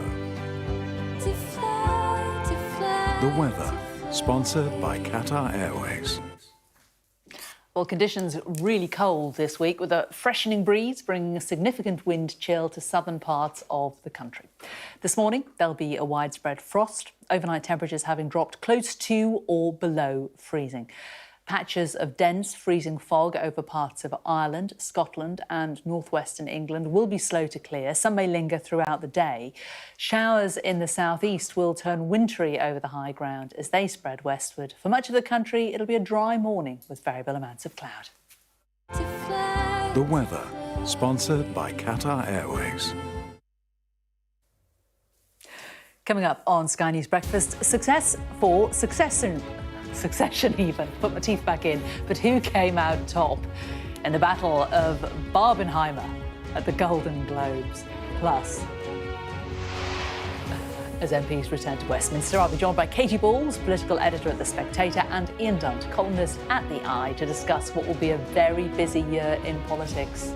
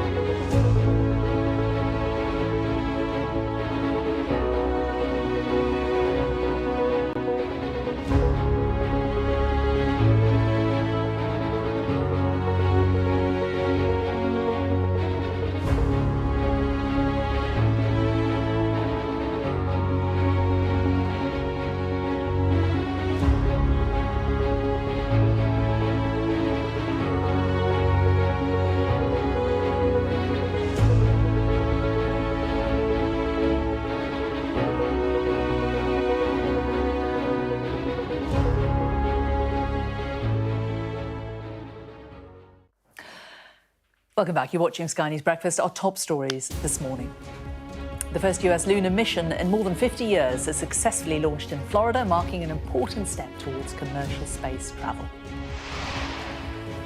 Hundreds of flood alerts are still in place across England, with yellow warnings for ice in the south, east and Northern Ireland. And ministers will meet this morning to consider how post office branch managers who are wrongly convicted of fraud can be cleared. Well, MPs are back in Westminster today after the New Year break, and the next few months are likely to be crucially important as the country gears up for a general election. I'm joined now by Katie Balls, political editor at The Spectator, and Ian Dunn, columnist for The Eye. And Katie, to you first of all, I mean, first day back, there's lots to discuss, but do you think the post office scandal is going to be the thing that dominates the first few days? I think it is, in the sense that both parties really pushing for movement on this. Obviously, you could say better late than never if you think about how that ITV drama has brought a sense of urgency for something that really dates back to the 90s, has been bubbling away since then. Questions, I think, for the Tories, for the government in terms of what they'll do. Questions for Ed Davey, the leader of the Liberal Democrats, his role in the coalition at the time. And I think Labour wanting to make the most of that and appear as though they are on the side of, those who want to see some form of justice. So how far can the Tories go, and will they get cross-party backing, which is a possibility, or does it become point scoring? I mean, Ian, talking to Lord Arbuthnot earlier, who's been involved in this from the very beginning, I mean, he makes the point that MPs have let down the sub-postmasters. They've been let down by pretty much every sector of society. It's all well and good the Prime Minister saying it's an appalling miscarriage of justice, but the politicians should have done more, shouldn't they? Yes. I think journalists could take a little bit of the blame as well, actually. We're not great on these. When something really... The story hasn't been covered, though. No, the story has been covered, and also questions... documentaries about it, right, all the channels and questions have been asked in the Commons as well, so you can obviously find individual cases. We're talking about as a group, how much ferocity of attention was there. And usually when you get these cases, they can be... they can seem sort of instinctively kind of boring, in the same way that building regulation might seem kind of boring before Grenfell. And yet, when something kicks off, once the emotions about it are suddenly brought up, questions are raised by why we're not discussing these things in a more ferocious manner. Nevertheless, generally as a political culture, we're quite bad at looking at issues like this, and we're quite good at looking at personalities and skullduggery and sort of, court intrigue around politics, less good on the policy. The heartbreak of little people's lives, in inverted commas, isn't it? It just doesn't perhaps make as good telly as good journalism. Well, I think that's perhaps why it has come to the point that it's a dramatisation that has suddenly meant people do feel that, attachment to the story, which means it's now getting that focus. Because, as you say, there has been lots of great journalism on this topic. It just hasn't taken off in that way. So you can say better late than never. I think for some who have been affected by this, it's going to feel a lot too late. Yeah. But there is a chance still to, do some good things here. Yeah. So 2024, an election year, Ian. We've already had the party leaders out on the rounds, doing the interviews, out meeting the public already, fast out the traps. How do you see the year playing out? I think Sunak is entirely correct when he says that it's going to be happening in the autumn. There was a lot, because we saw his statement last week sort of prevaricate rather obviously and be like, oh, almost certainly the autumn, but, leaving the door open for a May election at the same time. I think it's very unlikely to be May for the simple reason that he thinks he's going to lose and he doesn't want to not be Prime Minister. So the later he can push out that date, the more likely he is to do so. He will push it, I think, to the autumn. And I doubt it will do him any good at all. When you look at even the way this year has begun already, we're just Parliament hasn't even come back yet. And we're already dealing with resignations, with by-elections building up, with rebellions over legislation. There are very few indicators that suggest that his fate will improve. When do you think the election will be, Katie? I think autumn's always been the most likely. I think, therefore, for them to choose to go early would have been the statement move. I think Rishi Sunak had to put a lid on it because the speculation was getting to such a point. You could see, even though Labour did it last week, you could see it getting to a point where if he, didn't go in the spring and he hadn't done anything to cool it, everyone's, he's fit, he's lost his nerve. I still think, it hasn't come from nowhere, this idea of a spring election. There are people around Rishi Sunak who would prefer to go in the spring, or that's been their thinking in places. I don't think it's completely impossible, but I do think probably the reality is quite easy to have these theories about, almost 5D chess where it's smart to go in a certain time, even though it goes against the odds with the polls where they are. I think as you get closer, probably the laws of gravity suggest that you are more likely to push it back if something hasn't shown up. So autumn, most likely. Autumn, but you know, if things go wrong, his hand could be forced in. And he's got a lot on his agenda, hasn't he? As you say, we've already had resignations this year. We've got the row over Rwanda and a possible rebellion over North Sea oil and gas. That's back in the Commons today. Yeah, and I don't think we're likely to see that collapse in on itself. And I have to say, persistently, what we see from moderate Conservatives is quite a lot of bark and very little bite when it comes down to it. So you look at realistically who's really going to vote against this thing, who's even likely necessarily to abstain. I think those numbers will be relatively small. However, we've now seen a resignation. We've now seen another by-election that's going to come up in the early part of this year as a result of what is taking place with that bill. But will it stop the bill from getting through? I very much doubt it. What about Labour, Katie? What are the challenges Keir Starmer faces? I think there's always something about being so priced in as the party that's ahead. I think that, you know, it's very hard to find somebody who doesn't really think that Keir Starmer currently is on the path to winning the next election. If you look at the polling, if you look at where the Tories are, and therefore that does create a space where I think you have greater scrutiny for the election. And I think during the election campaign, it'll be a lot more about what are Labour's plans? Is that realistic? Because we were saying, well, what if you have this majority of 80, 100? And I think that can be quite difficult, something some in Labour are worried about. And then also, you know, where are their weaknesses? And I think you've seen all the rows about the green spending, the 28 billion in the past few weeks. We know the Tories want to ramp up loads of tax. So can Keir Starmer find a line where he said he's going to go along with it, but it still feels when different members of the shadow cabinet speak, they say slightly different things on it. So are they going to be able to hold the line or find a position that they're all comfortable with? And, of course, not just here that we're seeing elections, in loads of countries around the world, of course, not least including America, Ian. Are we going to see a comeback for Trump? Definitely, you think? I mean, I'm certainly going to run in that election. Whether he wins is another matter. But actually, you know what? You can look at the US and you can look at the European parliamentary elections this year in quite similar ways, that there are real chances for right-wing populists, authoritarian right-wing populists, to try and secure quite extraordinary degrees of power. In the US, I think almost indicating the end of the US as a functioning democratic state. I mean, at that point, you really are talking about a very dangerous moment in American history. But also in Europe, you're looking at a parliament that has, you know, influence over the entirety of the continent, and right-wing populists are very likely to make quite strong gains in that election. And Katie, you know, we heard from Mike Pence on Sky News yesterday. He said that the US needs new leadership, but he thinks the Republicans could come up with a better candidate than Trump. I mean, do you think there's anyone who can take him on in the Republican Party? I mean, it's hard to see at the moment. I mean, there's some attention that Nikki Haley is getting, but then someone's saying, oh, is that so? Through her criticism, she ends up almost being his running partner. So real like that. I think at the moment it does feel as though Donald Trump is the most likely, but of course you have all the legal issues relating to Donald Trump. So it could be that they are forced into a different candidate. I think the risk for those who don't want Trump to succeed, though, is, you know, the sense of people not being allowed to back for him in certain areas almost helps his, you know, rallying cry of everyone's trying to stop me, the establishment, and he still does find a way through and it's boosted his support. OK, Katie Bowles, political editor of The Spectator, and Ian Dunn, columnist at The Eye. Thank you both so much for taking us through the week's politics. Now, Christopher Nolan's blockbuster biopic about the father of the atomic bomb took home the top gong at the Golden Globes overnight. Winners too for the Oppenheimer director and his leading man, Cillian Murphy. But upset for some fans of Barbie. Poor Things pipped it to the best comedy musical, but Barbie did win an honour. Arts and entertainment correspondent Katie Spencer reports.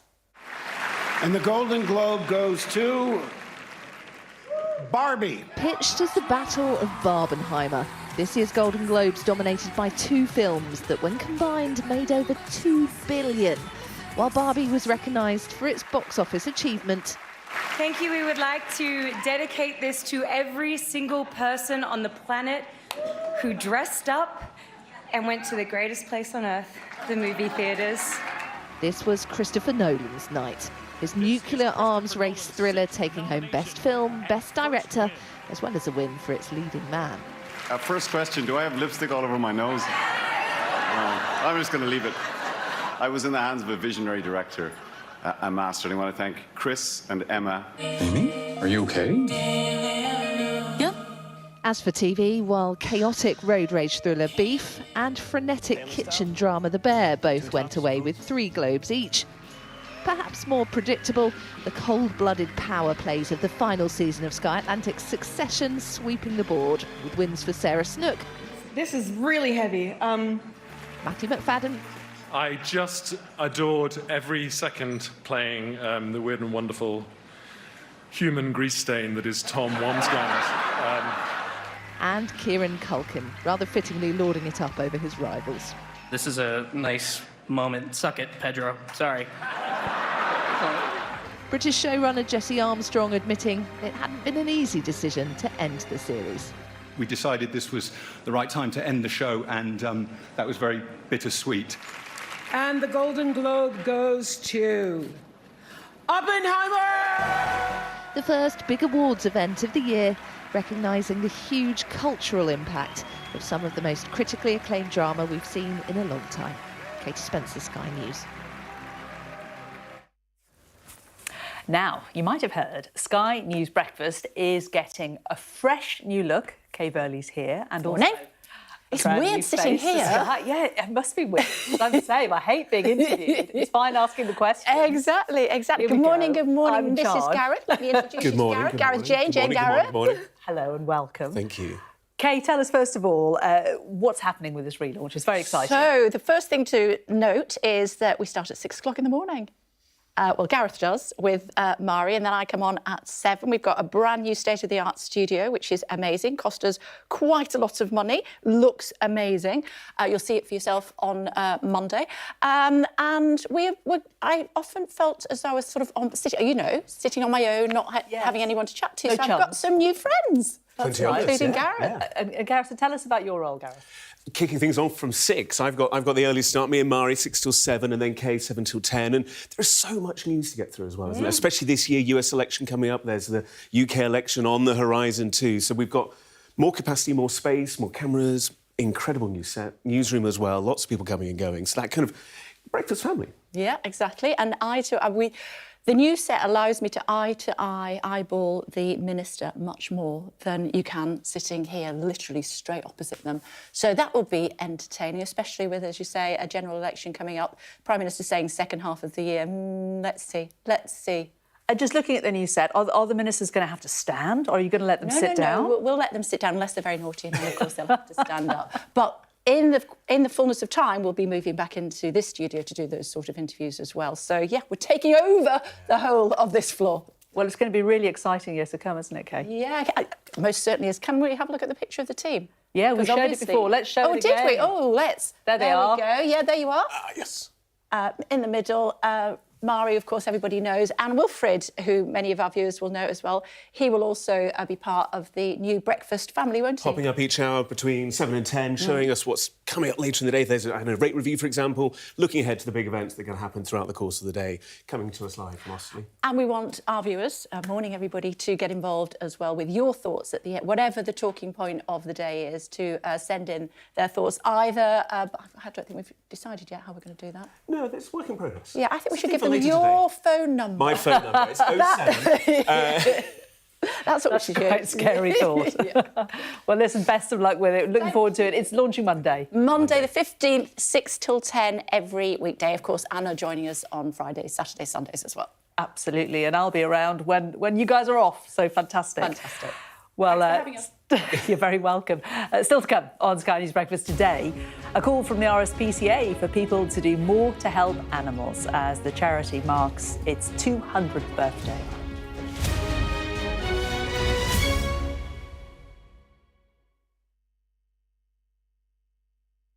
Breakfast is becoming even brighter here on Sky News.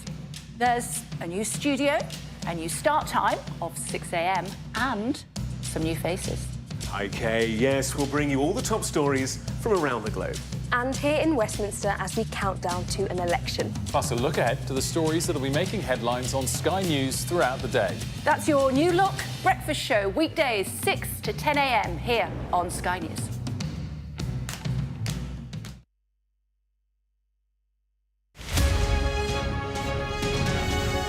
So the Taliban government have been in power since 2021, and in that time, They have built bridges and built roads and infrastructure, and the country is coming to a point of peace.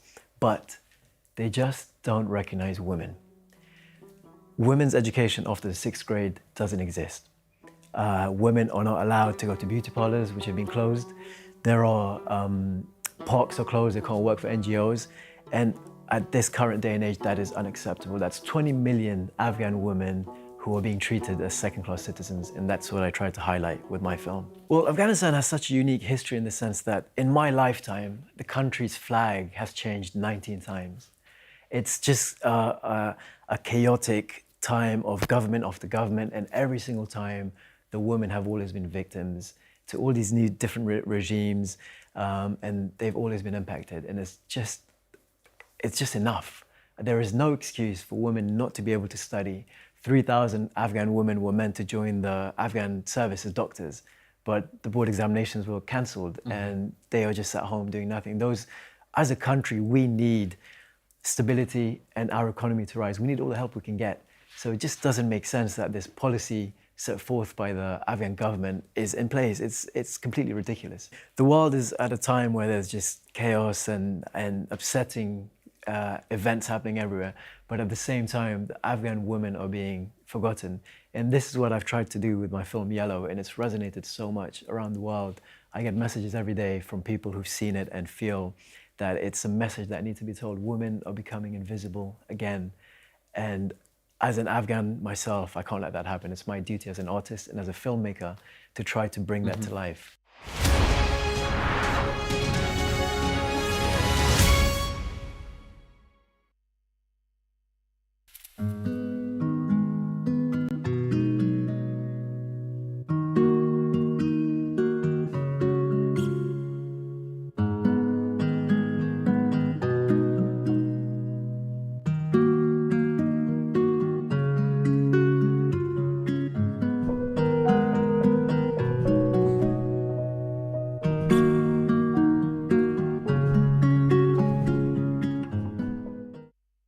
Fly Emirates, fly better.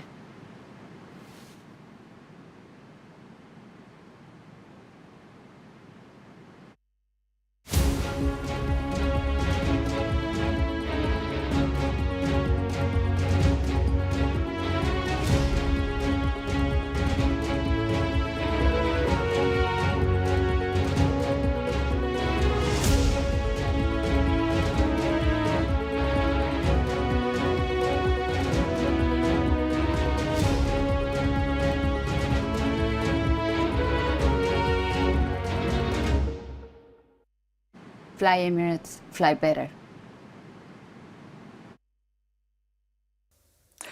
Now, this year marks 200 years of the RSPCA. And to celebrate the occasion, the UK's oldest and largest animal welfare charity is urging more people than ever to take action to change the lives of animals.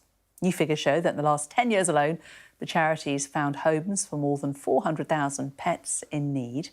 But now it wants to go further. Well, here to talk more about this is Joe Toscano from the RSPCA. Joe, lovely to talk to you. Looking back over the 200 years, you've obviously not been there for that long, but what has the RSPCA achieved, do you think? Well, 200 years is a really long time. As you said, we're the oldest animal charity. So it's also, when we were founded, it sparked a global animal welfare movement.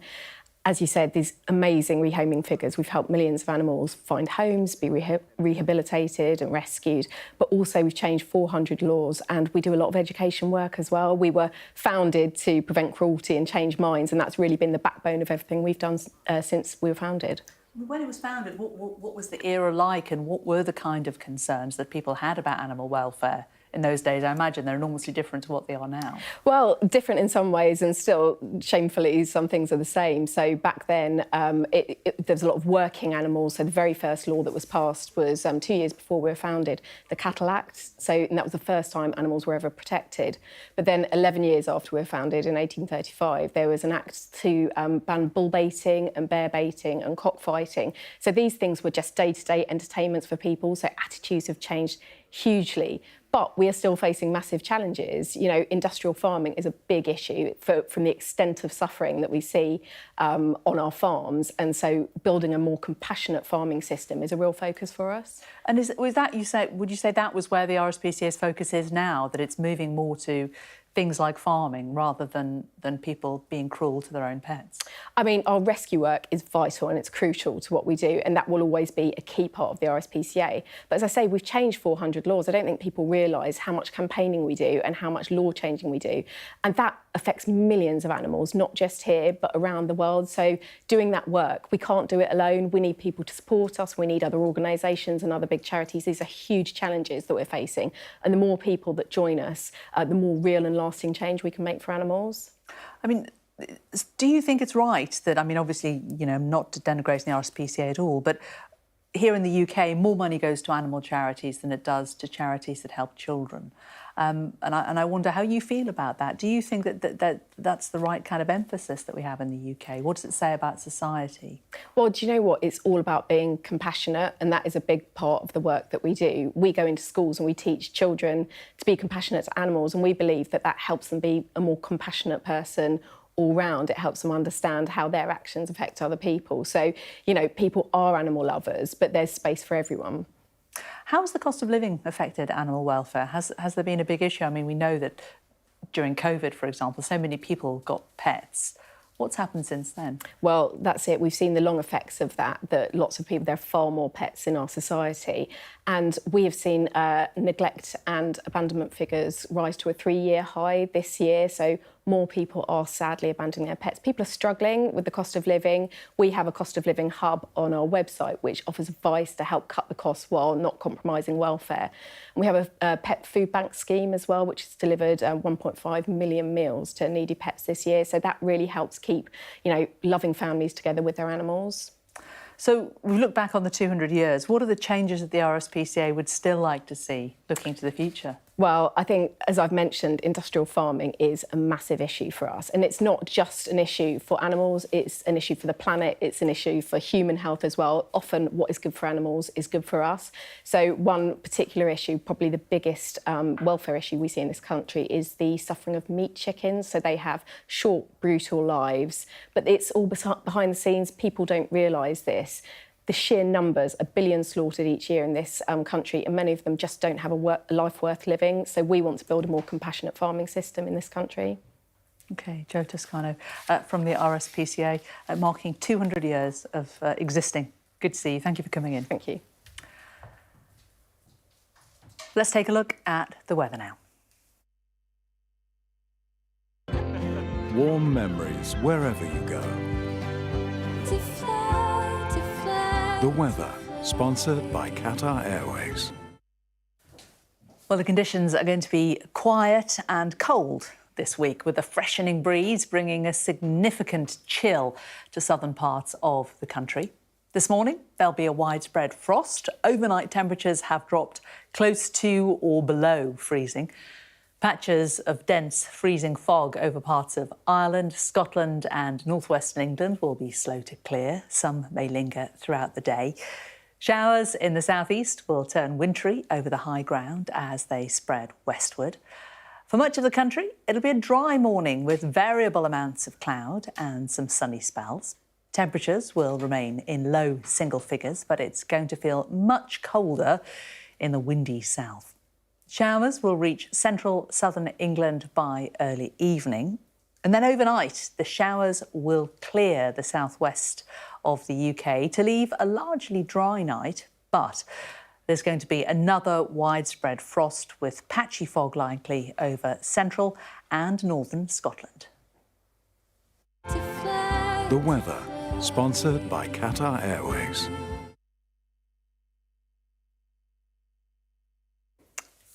That was Sky News Breakfast. Thanks so much for joining us. I'll be back from 7 o'clock tomorrow, but do stay with us. Belle Donati has got all the headlines coming up for you next here on Sky News. Don't go anywhere.